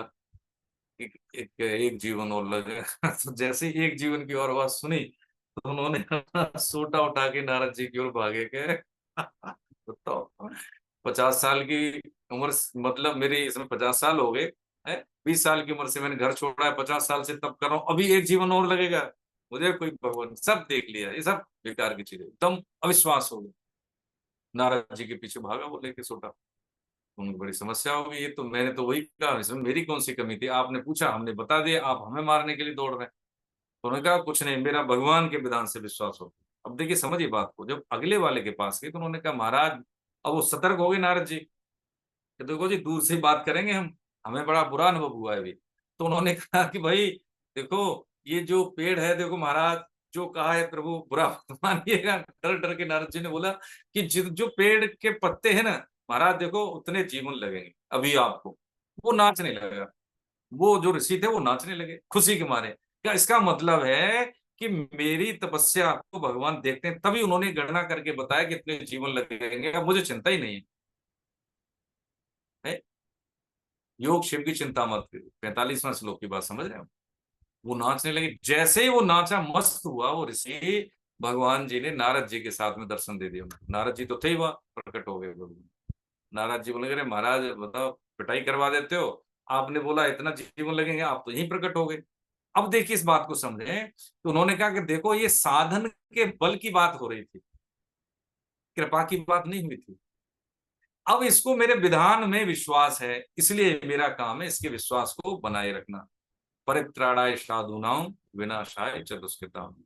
भगवान भावों की रक्षा करते हैं, साधु के जीवन की नहीं, साधु के भावों। यदि उस विधान में प्रेम होता है और उस विधान में प्रेम पूर्वक श्रद्धा होती है, तो उस श्रद्धा का जो फलन होता है वो क्या होता है कि हमारे विश्वास को बनाए रखना, ये उनका काम है। से हम पैदा होते हैं तो माँ बाप का काम है, हमें नहीं पता है हमें भूख लगेगी तो क्या खाएंगे क्या पिएंगे, हम रो देते हैं। ऐसे ही भक्त बड़ा चालाक होता है, वो कुछ नहीं करता, देखो प्रभु आपका शरीर है, आपके लोग हैं, आपकी सेवा कर रहे हैं, आपने ये दिया वो कर रहे हैं, पूरा बेस्ट दे रहे हैं। लेकिन वो उनका व्यवहार कैसे होता है, जैसे किसी सेठ का मुनीम, सेठ को 10 लाख मिल जाए रोज, या सेठ को नुकसान हो जाए 10 लाख रोज का, उसको कोई लेना देना नहीं, वो तो खाते में लिख देता है। ऐसे ही है कि देखो हम बेस्ट कर रहे हैं, अपना मेहनत करें, खान पीन सब ठीक है, व्यवसाय कर रहे हैं, शरीर स्वस्थ रखने का काम कर रहे हैं, ये सब आप ही की पूजा है। हमारा एक ही काम है कि आपका काम है, हमारे दो काम है ही नहीं, संसार का हमारा काम ही नहीं है, हम आपके, संसार आपका। ठीक है, हमारा कोई नहीं है, हमारे हैं तो सिर्फ आप हैं, केंद्र में एक ही है भगवान, बस समझ लीजिए। जब केंद्र में भगवान होता है तो फिर ज्यादा हमें सोचने की आवश्यकता होती नहीं। कई ऐसे प्रमाण है दैनिक जीवन में देखें तो, अभी ज्यादा समय नहीं हुआ है, कबीरदास जी का कोई ज्यादा समय हुआ है, नहीं हुआ। कबीरदास जी जब नामदेव जी से मिलने जा रहे थे तो नामदेव जी की एक शिष्या थी जनाबाई, कम पढ़ी लिखी थी, उनके पति का देहांत हो गया था, तो सिद्ध संत थे, उन्होंने कहा देखो महाराज हम आप ही के यहाँ सेवा करेंगे, जो हमें देना है दे देना। तो उन्हीं के यहाँ सेवा करती थी वो। तो उन्होंने कहा देखो बहन ऐसा है, आप सेवा क्या करना है, हम तो सेवा नहीं चाहते, लेकिन आप अगर भगवान नाम में प्रिय है तो आपका स्वागत है, आप रहिए खाइए पिए और यहीं पर रहिए, कोई दिक्कत नहीं। लेकिन वो संत समागम होता था तो सेवा, सोहनी सेवा, झाड़ू सेवा, खान पान ऐसी सब किया करती थी। घोर भगवान नाम जापर, विठल विठल। कबीरदास जी मिलने जा रहे थे उनसे, नामदेव जी से, तो रास्ते में क्या हुआ, उस गांव में क्या हुआ, थोड़ा सा होता है ना कुछ झगड़े हो जाते हैं गांव में, कि मेरी चीज है, वो कह नहीं नहीं ये मेरी चीज है। तो शायद आप उपले समझते होंगे, कंडे बोलते हैं गांव की भाषा में उपले। जैसे तो ना गाय और भैंस जो गोबर होती है उसका वो जलाने के काम आते हैं उपले, समझते हैं आप लोग उपले? अरे बोलो अनम्यूट करके, उपले नहीं समझते हैं? कैसे समझाए? जी उपले सर। समझते हैं? जी। हाँ समझ उपले। अब वो कह रही कि वो जनाबाई कह रही नहीं है मेरे हैं, एक दूसरी महिला कह रही नहीं है हमारे हैं। तो किसी ने पूछा, कबीरदास जी गुजर रहे हैं वहां पे, कि भैया आप बताइए आप कैसे कह सकती हो मेरे हैं? उन्होंने कहा जनाबाई ने देखो इस उपले को कान से लगाओगे तो इससे ध्वनि निकलेगी विट्ठल विट्ठल, जिससे ध्वनि निकले वो मेरा उपला, जिससे नहीं निकले ये इनका उपला है, ऐसे कह दी। कबीरदास जी वहीं रुक गए। मैं कहा, ये तो बड़ी गजब की बात है, जड़ बोल रहा है विट्ठल। उन्होंने देखा कान से लगा के तो जो उनके उपले थे जनाबाई के, उनसे ध्वनि आ रही थी विट्ठल विट्ठल, जड़ बोल रही थी विट्ठल। देखिए, तो वो गए नामदेव जी के, तो पता लगा कि इनकी शिष्या है। नामदेव का नाम इसलिए नामदेव पड़ा था कि वो घोर भगवान नाम जापक थे, और जिस तरह से हम आपसे बात कर रहे हैं ऐसे ही भगवान से उनकी बातें हुआ करती थी। हाँ, देखो भगवत सत्ता को हम क्या समझते हैं कि जैसे हम शरीर में हैं ऐसे ही भगवान शरीरधारी होंगे, ऐसे नहीं है। अवतारवाद का जो सिद्धांत है उसका मतलब है अवतरण। भगवान अपनी ऐश्वर्यशाली शक्ति से नीचे उतर के मनुष्य रूप में आके हमारे स्तर पे आके व्यवहार करते हैं, इसको कहते हैं अवतारवाद का सिद्धांत। ऐसे है नहीं, वो सब में है, सब में नहीं है। हर हर सृष्टि के हर कण कण में भरे हैं और हर कण कण से परे हैं। ऐसा विरोधाभासी जो चीज है हम समझेंगे आगे। अभी साधना के आरंभिक जीवन में हम यही समझ लें कि हमारी श्रद्धा हो जाए। श्रद्धा और अंधविश्वास में बहुत फर्क है। श्रद्धा में वैज्ञानिक सोच का अभाव नहीं होता, अंधविश्वास में वैज्ञानिक सोच का अभाव होता है। इस बात को हम समझ लें, ठीक है। श्रद्धा अंधविश्वास नहीं है, इसलिए भगवान ने पहले ज्ञान की बात कही, अब वो कर्म की बात कह रहे हैं, कर्म का रहस्य वो बता रहे हैं। तो इस ज्ञान और कर्म के माध्यम से हम वैज्ञानिक सोच के आधार पर अपनी श्रद्धा को विकसित कर सकते हैं। इसके आधार पर हम तर्कपूर्ण जवाब हम दूसरों को दे सकते हैं। इसको मानने से हमें कोई नुकसान भी होगा नहीं। इसमें कोई व्यक्तिवाद नहीं है, इसमें कोई धन का इन्वॉल्वमेंट नहीं है। इसमें अगर किसी चीज का इन्वॉल्वमेंट है तो हम स्वयं हैं। हम अपने कर्तव्य कर्म के आधार पर अपनी ग्रूमिंग करते हैं, है अपने भविष्य का गठन करते हैं। अपने स्वभाव, अपने समय, अपनी शक्ति का हम सदुपयोग करते हैं इस ज्ञान के आधार पर। और क्या करते हैं कि जब हम कर्म समझ लेते हैं कि कर्म करने की विधा क्या है, जैसे हमने सत्रजतम समझा, कर्म अकर्म विकर्म समझा। जब इतनी चीज समझ लिया तो हम ये समझ लेंगे कि जो भी हम बोते हैं जमीन में उसका अंकुरण होता है। यदि अंकुरण नहीं होता है तो वो सड़ता है ना। ऐसे ही कर्म हम कोई करते हैं, यदि कर्म कर्मयोग की विधा से करते हैं तो वो कर्म का फल अच्छे का अच्छा, बुरे का बुरा मिलता है, ठीक है। लेकिन हम अच्छे बुरे कर्म पाते रहेंगे तो हमारे आने जाने की सृष्टि में ये फिर प्रक्रिया कब समाप्त होगी? तो उसके लिए भगवान ने कहा है निष्काम कर्म योग। उसके लिए कहा है एक निश्चयात्मक बुद्धि। यदि केंद्र में भगवान होकर हम कर्तव्य कर्म करते हैं तो हमारा जो कर्मों का फल हमें नहीं मिलता। पुराने जो हमारे कर्म हैं वो भाग्य के अनुसार जो मिले हैं उसको हम भोग के नष्ट कर देते हैं। आगे से हम कर्ज कोई ले नहीं रहे, है ना। तो क्या है कि हमें फिर दूसरे का कर्ज हमें लेना नहीं है, पुराने कर्ज हमें चुकाने हैं। तो हिसाब किताब बराबर, इसी को कहते हैं जीवन मुक्त अवस्था, सशरीर जीवन मुक्त अवस्था। इसी को दूसरे शब्दों में कहते हैं भगवत प्राप्ति, जो सशरीर होती है। मोक्ष जो होता है उस शरीर छूटने के बाद, इसलिए उसका हमें इंतजार क्यों करना है। उसमें यह है कि देखिए कि हर प्रकार से किसी भी स्थिति में प्रसन्न रहना इस भगवान की सबसे बड़ी पूजा। जैसे समझा ना, वो नाचने लगा, उसने उल्टा बोला नारद जी ने, लेकिन वो नाचने लगा। इसका मतलब क्या है कि भगवान के विधान में विश्वास करना। हमारे माता पिता जैसे भी ठीक है, उन्होंने अपना बेस्ट किया ना, तो माता पिता को सुकून होता है। यदि हम कह रहे कैसे हैं, देखो आजकल इतना इतना सब कर रहे हैं, आपने हमारे लिए किया ही क्या है, बड़ा कष्ट होगा। कहेंगे कुछ नहीं, लेकिन कष्ट होगा कि देखो हम खप गए, हमारी जो सामर्थ्य थी उतना तो किया ही ना, देखो जी। अब बालक हमसे कह रहा है कि हमारे लिए किया ही क्या है। दूसरे मेरे मित्र दोस्त हैं, उनके पास गाड़ी है, ये है, सब कुछ है, पढ़ने स्कूल जाते हैं तो पूरे डेकोरम में जाते हैं, लेकिन हम तो साइकिल से ही जाते हैं, है ना। लेकिन उन्होंने अपना समय अपनी सामर्थ्य के अनुसार हमारे लिए बहुत किया है। बस उसी में हम राजी हो जाए कि क्या पापा आपने जो मेरे लिए किया है कोई नहीं कर सकता, आप तो मेरे लिए हीरो है ना, हम आपको मिस करते हैं। आज हम आप ही की वजह से, सत्य तो यही है ना। जब हम ऐसा कहते हैं तो पिताजी खुश होते हैं, सांसारिक पिताजी खुश होते हैं। तो वो तो हमारे सनातनी पिता हैं, बताइए। परमात्मा के लिए उनके विधान पे हम शक करने का मतलब है कि हम अपने कर्मों को नहीं जानते। जो कुछ हमें प्रतिकूलताएं मिलती है हमारी कर्मों की होती है। अब हमारे को मतलब करना क्या है, करना ये है कि नाम संकीर्तनम यस्य सर्व पाप प्रणाशनम। पुराने पापों का भोग तो होगा ही, हाँ सीवियर जो पाप होते हैं, यदि हमारे आचरण शुद्ध है तो सीवियरिटी उसकी कम हो जाती है। ईश्वर न करे दुर्घटना होगी, बड़ी होगी, छोटा सा एक्सीडेंट हो गया, निकल गया काम। कोई भयानक रोग होने वाला होगा, नाम संकीर्तन कर रहे हैं, हाँ। जैसे ही हम नाम संकीर्तन या नाम जप करते हैं तो जब तक पुराने पाप है तब तक हमें उसका फल प्रकाशमान नहीं दिखता, नहीं है, प्रकाशित नहीं होता। लेकिन जैसे ही नाम जप होता है पाप नष्ट होते हैं, एक नाम भी आगे बढ़ता है तो उसका प्रकाशमान जो फल होता है हमें अनुभव होने लगता है ना।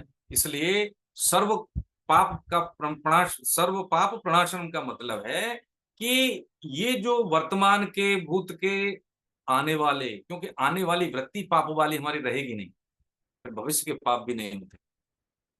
इसलिए जिस घर में ऐसा साधक होता है, देखिए पक्की बात मान लें, आप हमारे लिए धरोहर, क्योंकि आप जिस घर में, उस घर का, उस कुल का कल्याण हो गया। मैं तो ऐसा ऐसा प्रभु आश्रय में, देखो मैं यही विश्वास करता हूँ प्रभु जी, है ना, यही कि जिस घर में है उस घर के कुल का कल्याण हो गया। आप माताएं बहनें अपने पियर, पियर मतलब मायके की तरफ का, अपनी ससुराल की तरफ का, आपने दो कुल का कल्याण कर दिया। ये हमें मालूम नहीं है। जब खाना खा लेते हैं हमें नहीं मालूम है खून बनेगा, मसल्स पुष्ट होगी, हड्डी बनेगी, लेकिन बनती है ना। ये नाम अपना काम करेगा। भाव को भाव न खालसो, नाम जपत मंगल दिश दसो, दसो दिशा में इसका प्रकाश होता है। इसका नाम जापक मामूली नहीं है। हाँ, वो समझ लीजिए क्या कर सकता है सृष्टि में सबसे ज्यादा। यदि कोई असरकारी व्यक्तित्व है तो वो है नाम जापक। नाम जापक, अच्छे अच्छे सिद्ध महापुरुष, है ना। एक बार देखो, समय लग रहा है लेकिन ये हम इसलिए, क्योंकि देखो आप लोग जो है, मुझे लगता है कि पहली बार ज्यादातर लोग गीता के सम्मुख हैं, तो वो भाव की ग्रेविटी बनी रहे। 2 घंटे का निवेश आपका बेकार नहीं है, ये समझाने के लिए कोशिश कर रहे हैं हम प्रमाणों के आधार पर। एक पंडित पद्मनाभ थे दक्षिण के, ये कबीरदास जी के समकालीन थे। तो उनका ये था कि पूरे भारतवर्ष में इनकी चुनौती थी कि कोई मुझे शास्त्रार्थ में पराजित कर देगा तो मैं जो है उसका शिष्यत्व स्वीकार करूंगा, और यदि ऐसा नहीं कर पाया तो मैं सारे ग्रंथ उसको ले लूंगा, ठीक है, और उसको मेरा शिष्य बनना पड़ेगा। यानी एक तरह से चुनौती थी।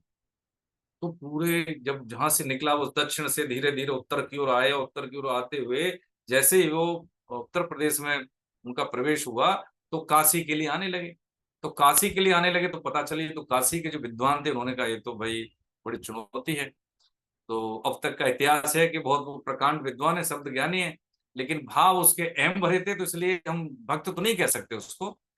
तो ऐसा आदेश हुआ, जो भगवान भोलेनाथ के जो मुख्य पुजारी थे उनको आदेश हुआ, स्फूर्णा हुई कि उन्होंने भगवान जो महादेव ने कहा कि भैया इनके लिए कबीरदास जी के पास भेजो।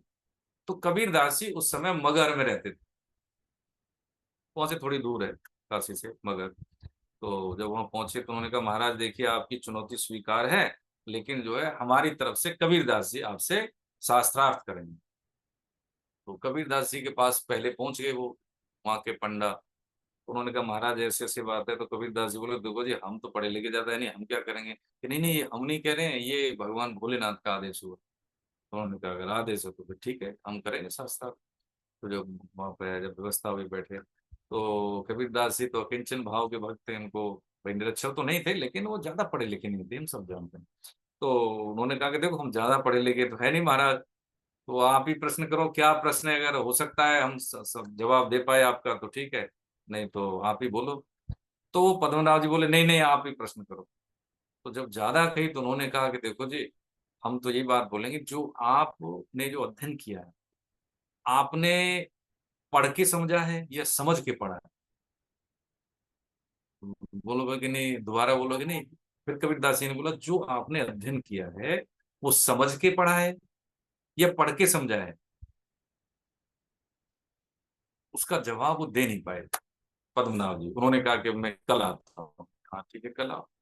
कल क्या आए, वो कल आने का मतलब कोई, देखिए भगवान का विधान कि वो कल आए तो थे लेकिन वो फिर वो शिष्य ही बन गए।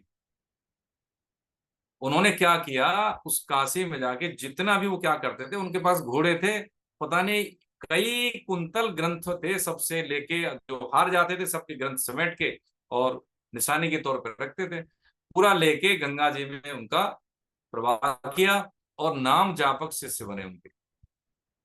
तब वो सिद्ध कहलाए। उन्हीं के माध्यम से जब पद्मनाभ गंगा स्नान कर रहे थे तो देखिए इतने नाम जाप हुए वो शिष्य उनके, कि जब वो जा रहे थे तो एक कोढ़ी था, उसका शरीर गल रहा था। तो वो जैसे ही वो जा रहे थे तो पता लगा कि वो अपना मतलब गंगा में वो छलांग लगाने वाला। उन्होंने इसको पकड़ लिया कि भाई क्यों ऐसा कर रहे हैं। कह रहे महाराज दिखता नहीं मैं कोढ़ी हूँ, घर वाले मुझे छोड़ गए यहाँ पे बहाने से, इसलिए मैं अब जीना नहीं चाहता। अरे क्यों, कि अरे मैं शरीर का क्या करूंगा, कि अच्छा शरीर को तो इसलिए छोड़ रहा है कि कष्ट में, हाँ और ठीक हो जाए तो क्या, अरे महाराज फिर तो कर पाए। तो उन्होंने कहा चल ठीक है, गंगा में खड़ा हो जाए। तो उसको बोलो 3 बार राम बोल, 3 बार राम बुलवाया। अब देखिए, अब ये किस आश्रय पे हो रहा है, उनके आश्रय पे नहीं, कि देख 3 बार नाम बोल, मैं तो भगवान के आश्रय में बोल रहा हूँ, तेरा शरीर स्वस्थ हो जाए, भगवान मेरे पुण्य भी तेरे को दे दें। पद्मनाभ जी ने कहा, कितना अहम था, अवधि को किस स्थिति में आ गए। जब उसने 3 बार राम बोला तो उसका कोढ़ दूर हुआ। किसके आश्रय में? भगवान नाम के आश्रय में। जब ये बात कबीरदास को पता लगी, उन्होंने बताई, तो उन्होंने कहा, पद्मनाभ जी आपने तो 3 बार बुलवा दिया, ये तो 1 बार में नहीं हो जाता ठीक। अब बात ये ठीक होने की, बीमारी वाली बात नहीं है, बात ये है कि श्रद्धा की बात। इसमें क्या है कि अहम गलत होने की। शरणागति का मतलब होता है, योग क्षेमों की चिंता न करने का मतलब होता है अहम का गलत होना, है ना। वहां पे वो जो पद्मनाभ जी थे, वो पद्मनाभ जी का अहम गलत हुआ। जो पढ़े लिखे नहीं थे कबीरदास जी के सामने, बिल्कुल कुछ नहीं थे, उनकी स्थिति कुछ नहीं थी कबीरदास जी की।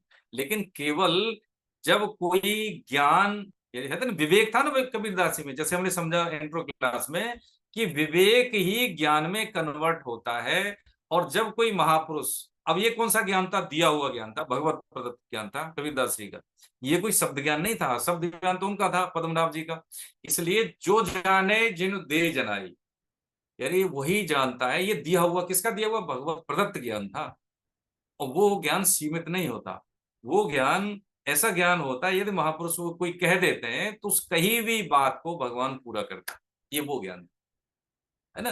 तो बात यहाँ पे समझने की यही है कि वो कह रहे हैं कि जब संसार की जितनी भी भोग ऐश्वर्य हैं, उसका कोई मतलब नहीं रहता। सब क्या है? सब ये नासवान है।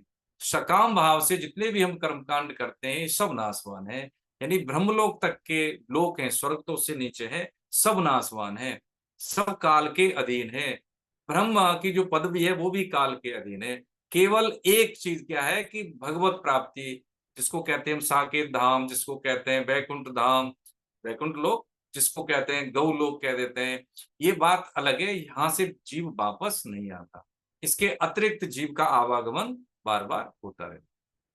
ठीक है, आगे अभी मुझे लगता है अब यहीं पे हम समापन करते हैं। एक जो 47 वाला श्लोक है, वो क्या है? इसमें थ्योरी ऑफ कर्मा है। ठीक है, 47 के बाद 50 तक जो श्लोक हैं, देखा जाए तो ये हमारा जो ये कर्म सिद्धांत है, इसके बारे में गूढ़ता से वैज्ञानिक दृष्टिकोण से समझने के श्लोक हैं ये 4-5। उसके बाद भगवान इसका महाम्य बताएंगे। ये रहस्य पूरा हो जाता है, रहस्य के बाद इसका महाम्य होता है। महाम्य का मतलब है इसकी इंपोर्टेंस क्या है ना, इसकी। तो इसको हम समझेंगे, अगली क्लास में समझ लेते हैं। और इसको समझने के लिए हमें थोड़ा सा हमें निवेदन ये करना था कि जो हमने रजिस्ट्रेशन कराए हैं, हम जितने लोग हैं जिन्होंने कराए, कि वो किसी कारणवश आ नहीं रहे हैं, हो सकता है कोई उनकी समस्याएं हो, तो हम आप ही से जानना चाहते हैं कि आपके लिए कैसा ऐसा उपयुक्त समय है। क्योंकि देखिए, सबके लिए एक समय उपयुक्त होना बड़ा टेढ़ी खीर है। कुछ तो हमें एडजस्ट करना पड़ेगा। हमें तो आपकी सेवा में रहना है। हम चाहते हैं कि जब आप जुड़े हैं तो कोई आवश्यक कार्य आता है तो कोई बात नहीं, कभी कभी होता है ऐसा, लेकिन हम इर्रेगुलर रहेंगे ज्यादा, है ना, तो फिर हमें दिक्कत आएगी, कोई मतलब नहीं रहता फिर उसका, है ना। फिर तो ऐसे ही है कि ऐसे जब तक जिंदगी जब तक ऐसे ही कटी है तो ऐसे ही कट जाएगी, इसमें कोई लाभ नहीं मिलेगा हमें प्रभु जी, है ना। तो यदि किसी को कोई प्रॉब्लम है इस समय में, तो अपनी बात रखें। नहीं तो मैं ये समझता हूं कि प्रॉब्लम हम सबको है, अलग से हमें समय कभी मिलना नहीं है। देखो प्रभु जी, है ना, यही जीवन है, यही एक समय मिलेगा, इसी में हमें एडजस्ट करना है ना। समुद्र में जाने से पहले हम सोचे कि तरंग खत्म हो जाएंगी, हिलोरे आना बंद हो जाए तब हम जाएं, तो जीवन में कभी ऐसा होता नहीं है ना। तरंग का इंतजार करते करते जीवन कम हो जाएगा, लेकिन तरंग आना बंद नहीं होगी। जीवन में व्यस्तताएं कभी कम होंगी नहीं, वो तो रहेंगी। आज कम है, हो सकता है कल और ज्यादा, परसों और उससे भी ज्यादा, लेकिन कभी कम नहीं होंगे। इसके लिए हमें अपने लिए समय निकालना ही पड़ेगा। अगर आपने रजिस्ट्रेशन कराया, मेरा तो यही निवेदन है कि आप एडजस्ट करें। हाँ, कभी कोई ज्यादा आवश्यक कार्य है तो उसके लिए तो फिर कोई दिक्कत नहीं है, क्योंकि देखिए हम भी ग्रस्त हैं, हम भी समय निकालते हैं। सैटरडे भी 2 क्लास होती है, संडे भी 2 क्लास होती है, बीच में वर्कशॉप भी होते हैं। तो ऐसा तो नहीं है कि हमारी घर गृहस्थी नहीं है। देखिए, ये कोई हम अपने नहीं, कि अपने लिए हम बता रहे हैं, हम एक बात कह रहे हैं कि यदि हमारे केंद्र में क्या है, एक निश्चयात्मक बुद्धि की बात समझ रहे हैं। यदि हमने केंद्र में कुछ रखा है, हम किसको प्रायोरिटी देते हैं, हमारे जीवन की सफलता, कैरियर की सफलता की बात नहीं हो रही, तो किस पायदान पे है, किस चीज को ज्यादा महत्व देते हैं, ये हमारे अपने ऊपर। ठीक है, यही निवेदन करना था। क्योंकि हम जब समय का दान देने के लिए आते हैं कि चलो ठीक है कि हमारा समय का निवेश है और पर्याप्त संख्या में हम लोग नहीं है, तो थोड़ा सा हमें कष्ट होता है कि हमारी समय की जो है ना जो निवेश है वो पूरी तरह से सार्थक नहीं हो रहा है। ये हमें थोड़ा सा लगता है। इसलिए आप अगर कमिटमेंट किया है तो आप बने रहें तो अच्छा है। बाकी तो देखो जी, हम निवेदन ही कर सकते हैं, करना आपको है, जैसा आपको उचित लगे वो करें। यही बात हमें कहनी थी। इसमें कोई ऐसी बात हो जो हमें समझ में ना आए, देखिए आप नए लोग हैं, कुछ ऐसे बच्चे हैं कि जो कि जिनको हिंदी इंग्लिश मीडियम के पढ़े हुए हैं, तो हिंदी के शब्दों की डेफिनेशन या उनका अर्थ नहीं पता होता, तो आप पूछ सकते हैं इसमें। कोई ऐसी बात नहीं है कि कोई हमें अच्छा लगेगा या बुरा लगेगा, और ये बहुत अच्छी बात है किसी के प्रश्न होते हैं, तो इसका मतलब है कि वो कुछ अच्छा मेहनत कर रहे हैं। कोई शंका हो, प्रश्न हो किसी का तो बताएं, कोई टिप्पणी हो। हरे कृष्ण। मैडम भारती जी, सबको आप अनम्यूट कर दीजिए, तो अपना अपने आप को अनम्यूट कर सकते जी सर, जी। अनम्यूट कर सकते हैं। हरे कृष्णा सर। हरे कृष्ण, प्रणाम सर, हरे कृष्ण जी। हाँ जी, मेरी आज जो अभी आप टाइमिंग की बात कर रहे थे, इसके लिए मेरी आज से बहुत लोगों से बात हुई है जो पिछली बार प्रेजेंट नहीं थे। तकरीबन काफी लोगों से बात हुई है मेरी। तो उन कुछ लोगों ने ये कहा है कि हम शाम को क्योंकि घूमने जाते हैं ये वो, तो उनको समझाया कि ये घूमने की क्या इम्पोर्टेंस है, पिकनिक और इसकी गीता की क्या इम्पोर्टेंस है। तो उन्होंने माना है हम आगे से मिलने ज्वाइन करेंगे। देखिए, लेकिन दूसरी हाँ टाइमिंग की बात है। एक बार इनसे अगर ये आप अगर अनुमति दें तो इनके एक सबका पूछ लें, क्या अगर आपको जैसे 7 से 9 का टाइम है, ये अगर किचन वगैरह के बिजी होने का टाइम है, कोई लेडीज लोग काफी हैं, तो 5 से 7 का टाइम आपको शूट करेगा। अगर वो चीज अगर आपको भी उसमें सुविधा हो तो इनसे बात कर सकते हैं सबसे। जब देखिए, सबसे वोटिंग करके सबसे राय लेनी पड़ेगी, उसके बाद ये डिसीजन हो सकता ठीक है, देखिए दो बात है। मेरा तो यह है कि यदि उनको जो टाइम सूट करे ठीक है, लेकिन एक बात निवेदन में करूं आपको, है। हाँ जी। आप सभी के चरणों में निवेदन है। देखिए, कोई कहे कि घूमने के लिए समय नहीं है, तो उसके लिए अनुशासन नहीं है कि वो कभी गीता नहीं पढ़ेगा। ऐसे आदमी के लिए हम समय नहीं देते, बिल्कुल साफ से और सौ। विनम्रता हमारी कमजोरी नहीं है, ऐसा थोड़ी है कि आप घूमेंगे तो हम कहाँ से समय लाएं। आप घूमिए, छोड़ दीजिए, आपके लिए गीता नहीं बनी है, बिल्कुल छोड़ दीजिए, ऐसे लोगों के लिए टाइम नहीं देंगे। हाँ, अब बात आई दूसरी कि घर का काम है, ठीक है। तो घर के काम के लिए क्या है कि देखिए, अगर आपको 5 से 7 सूट करता है, आप उपयुक्त समय लेते हैं, परिवार के लिए भी आपका समय है भाई, इसमें कोई बात नहीं, माताएं बहनों के लिए टाइम होता है, तो उसके लिए हम तैयार हैं, उसके लिए कोई तैयार नहीं। आप जो समय देंगे कि हम उसमें शिफ्ट कर लेंगे, हमें क्या दिक्कत है। हाँ। हमें कोई दिक्कत नहीं है, देखिए आप हमारे अपने हैं, ईश्वर के जन हैं, हम आपकी सेवा में हैं, तो जो आपको अनुकूल हो हम उसमें राजी हैं। लेकिन कोई ये कहे कि तो कुछ मैं उसमें घूमने जाता हूं, तो ऐसे आदमी के लिए नहीं नहीं नहीं नहीं, वो तो वर्जन है। देखो, श्री कृष्ण अनुकूल से प्रतिकूल से वर्जनम। जो व्यक्ति प्रतिकूल व्यक्ति अपने जीवन के लिए खिलवाड़ कर रहा है, उसके लिए हम क्या कर सकते हैं, कुछ नहीं कर सकते, वो अपनी दवाई नहीं ले रहा। हम बोल सकते हैं ना, तो ऐसे व्यक्ति के लिए हमें एडजस्ट नहीं करना है। हाँ, कुछ वास्तव में जैसे घर गृहस्थी के लिए है, और आप जैसा चाहें आप अपना एक ओपिनियन ले लें सबसे। मेरे ख्याल से आप सबको जानते हैं, ठीक है, तो उस हाँ, हिसाब से आप कर लेंगे तो ठीक है। 5 से 7 जो भी आपको उचित लगे, उसके लिए कोई उसके दिक्कत लिए नहीं। नेक्स्ट टाइम के लिए एक एक आदमी से बात करके एक एक का वोटिंग करके एक एक को सब पूछ के फिर हाँ डिसाइड ठीक है, डिसीजन आप लेना। देख लीजिए देख लीजिए। मैं के लेकिन कई बार होता क्या है कि जो अधिकतम मास में जाएंगे हम उधर ही जाएंगे, फिर किसी को ऐसा ना हो कि जो कोई आ रहे हैं फिर वो ना आना बंद हो जाए। तो ये बात हम निवेदन करना चाह रहे हैं कि इस बात को लेके हम तैयार हो जाएं कि थोड़ा बहुत हमको एडजस्ट होना ही पड़ेगा। देखो, हम सब 40-45 लोग हैं, 50 लोग हैं, तो सबके लिए कोई एक टाइम सूट नहीं करेगा, ये पक्की बात है। कहीं ना कहीं हमें कुछ ना कुछ दाएं बाएं करना पड़ेगा, होता है ना कभी कभी। ये देख मैं लें, लेकिन आप जैसा उचित समझे हम उस। हरे कृष्ण, हरे कृष्ण। सर हर मैं भी ठीक है, इसी पे ठीक। बोलना चाहूंगा, क्योंकि जिसके लिए ये महत्वपूर्ण है क्लास, हम्म, वो किसी ना किसी तरीके से समय निकाल के ज्वाइन करेगा। जैसे मुझे भी बहुत बढ़िया, बाजार जाना था, मार्केट जाना था, मैंने काम पहले कर लिया, 5 बजे कर लिया। बहुत सुंदर। हाँ देख, कितनी क्या बढ़िया करूं बात क्या। बोली इन्होंने, वेरी तो गुड, बहुत सुंदर। तो उसके हिसाब से आप कोई भी समय रखेंगे, जिसको नहीं करना है वो नहीं करेगा, जिसको करना है वो कैसे बहुत भी सुंदर। समय निकालेगा। तो देखिए, अब एक बात अनुपम जी ने बोला है तो मैं बोलूं कि देखो, यहाँ पे हमें पता तो होता है कि कौन गंभीर साधक है, कौन उथला हुआ, ये तो हमें भी मालूम होता है। लेकिन ठीक है, आप सब आए, आदरणीय है, लेकिन मेरा निवेदन यही है कि आप देखिए, हमारे लिए वंदनीय है, लेकिन हाँ ये जरूरी है कि हम अपने समय की कदर अपने लिए हम नहीं करते। सही बता रहे हैं हम। समय और जो वक्त है ना, वक्त और कदर जो होता क्या है कि बड़ा ये जालिम है। जिसकी हम कदर करते हैं वो हमें वक्त नहीं देता, और जिसको हम वक्त देते हैं वो हमारी कदर नहीं करता। अब जान लीजिए, जिंदगी हमारी इसी में बटी हुई है, लेकिन जो हमें काम करना चाहिए वो हम टालते रहते हैं, और ये नहीं पता होता है कि ये टालना हमारे लिए कितना भारी पड़ेगा, है ना। ये थोड़ा सा कड़वी बात है, लेकिन सत्य घटना है, ये हम सबके साथ घटती है। इसलिए अपने लिए कभी भी हफ्ते में 1.5 घंटे का समय निकालना है हमको। थोड़ा बहुत एडजस्ट तो करना ही पड़ेगा, ठीक है। अब फिर आप जैसा उचित समझे हम उसके लिए तैयार। हरे नहीं, कृष्ण। ठीक है। मैडम नम्रता जी कुछ नम्रता कहना चाहती वासुदेव। है। हाँ जी, नम्रता आप नमस्कार सर। प्रणाम। आपका हरे एक्सप्लेनेशन बहुत ही अच्छा था। 1.5 घंटे कहाँ चले गए पता ही नहीं चला। बहुत ही और अंडरस्टैंडिंग था मुझे। बस ये चीज पूछनी है, कोई हम लोगों को बुक मिलेगी ताकि हम लोग आपकी क्लास के बाद उसको और रीड करके थोड़ा सा और कुछ डाउट वाउट हो तो उसको पढ़ के नेक्स्ट क्लास में फिर पूछ सकेंगे। हाँ हाँ, अरे बुक मतलब आपके लिए डिस्पैच हो गई है। जिस दिन आपने रजिस्ट्रेशन कराया था मैं तुरंत भेज देता हूँ वहां पे। जो भैया बुक स्पीड पोस्ट करते हैं, तो मुझे लगता है 1-2 दिन में मिल जाएगी आपको। मिल ओके, जाएगी। हाँ मिल जाएगी आपको, पुस्तक मिल जाएगी। बहुत ही सब अच्छी बिल्कुल। बात है सर। थैंक यू जी। So much. थैंक यू, अरे बहुत ही नॉलेज मिली। Thank you. नहीं नहीं, आप वंदनीय, आपको अच्छा लग रहा है तो ये थैंक यू, आभार, शुक्रिया आपका है। आपको निवेदन के आभार है। आपका जो भाव है ये कितने लोगों का कल्याण करेगा ये तो भगवान जानते हैं। लेकिन हाँ ये है कि हम तो यही कहेंगे कि आप बहुत मूल्यवान हैं। सृष्टि में भगवान ने तिनका भी ऐसे ही नहीं पैदा किया, ये बात हम जान लें। ये बात अलग है कि हम लोग छोटे छोटे उद्देश्य प्राप्ति के लिए अपने जीवन को गंवा देते हैं। आप वंदनीय इसलिए हैं क्योंकि आप यूजर्स मैनुअल जो भगवान की वाणी है, जिन्होंने बताया सही क्या है क्या गलत है, डू और डोंट्स, इससे अवेयर हो जाए तो जीवन की बहुत सारी समस्याएं ऐसे ही गलत हो जाती है। ठीक है, बहुत बहुत वंदन है आपको। और किसी का कोई शंका हो तो बताएं। कृष्णा, हरे कृष्ण, प्रणाम। हरे कृष्ण मैडम। हमने भी आज सब काम कर लिया था, शाम को ही निपटा लिया कि हमें 7:30 बजे से क्लास ज्वाइन करनी है। बहुत वंदन, बहुत बहुत वंदन। बहुत अच्छा लगता है आज के दिन, संडे बहुत अच्छा बीतता है हमारा कि नहीं हमको हाँ, शाम को क्लास करनी है।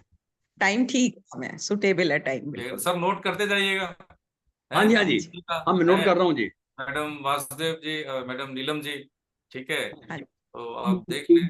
हरे और एक कृष्णा। निवेदन और है कि आप सबका एक्टिव पार्टिसिपेशन रहे, है ना। जैसे कि हम सोच रहे हैं अगले क्लास में तो बाल संस्कार शाला होगी, आप ही के यहाँ हम रहेंगे, तो उस दिन तो गैप रहेगा, उस दिन तो हम नहीं कर पाएंगे। उस दिन के लिए माफी, क्योंकि बाल संस्कार शाला में हम जाएंगे तो शायद हम रास्ते में ही होंगे, लौट रहे होंगे, तो उसमें तो नहीं कर पाएंगे। तो नेक्स्ट वीक तो क्लास नहीं हो पाएगी, उसके लिए क्षमा प्रार्थी है। और ठीक। अगली क्लास में क्या है, जैसे मैडम भारती जी पहले पूरा अपना ये जो है ना, प्रार्थना से लेकर के 3 भागवतम के श्लोक और बाकी के 4, 4.6 और 4.10 तक जो है गीता के, ये आप कराएंगे। ऐसे ही बारी बारी सबकी होगी तो याद हो जाएंगे, काम भर के श्लोक याद हो जाएंगे ऐसे ही, बहुत सामान्य चीज में। अब इसमें ये भी ठीक हमें है। ध्यान नहीं रखना अशुद्ध है कि शुद्ध है। ये देखो, मंत्र और श्लोक में फर्क है कि मंत्रों का अशुद्ध उच्चारण नहीं होना चाहिए, श्लोक में कोई प्रॉब्लम नहीं। वो तो सीख रहे हैं, हम लोग सीखने के लिए तो आए, इसमें कोई एफिशिएंट थोड़ी है हम सब लोग। है, हमें एफिशिएंट बनना है तो इसके लिए हमें प्रयास करने होंगे, तो ठीक है। अभ्यास युक्त योग है ना। हाँ तो अभ्यास करना, ठीक है, यही बात करेंगे। हरे कृष्ण, हरे कृष्ण। और किसी का हो तो समापन करें। सर एक इसमें शब्द आया था, योगक्षेम। मुझे लगता है कि हाँ काफी लोग ये शब्द, इस शब्द का मीनिंग समझते नहीं है, तो इसको जरा क्लियर हाँ कर दें तो ज्यादा अच्छा होगा। हाँ, योग। योग क्षेम देखो LIC का ध्येय वाक्य है, हाँ योग जी। क्षेमम वहाम्यम, होता ना LIC का। इसका मतलब क्या है कि जीवन के बाद भी, जीवन के साथ भी, ऐसा लिखा होता है नीचे। लेकिन गीता की भाषा में ये अर्थ नहीं है। योगक्षेम का मतलब है जो हमारे पास नहीं है उसको हमारे पास होना, और जो है उसकी रक्षा करना। इसको सामान्य भाषा में कहें एक लाइन में तो अप्राप्ति की प्राप्ति और प्राप्ति की रक्षा, इसको कहते हैं योगक्षेम हाँ हाँ। वहाम्यम। तो ये कौन करता है? भगवान करते हैं। जो हमारे वैसे पास क्या नहीं है, ज्ञान नहीं है, तो ज्ञान की प्राप्ति भगवान करा देते हैं। और जो है उसी ज्ञान से हमारे जीवन की सार समार हो जाती है, इसलिए कहते हैं योग क्षेमम वहां।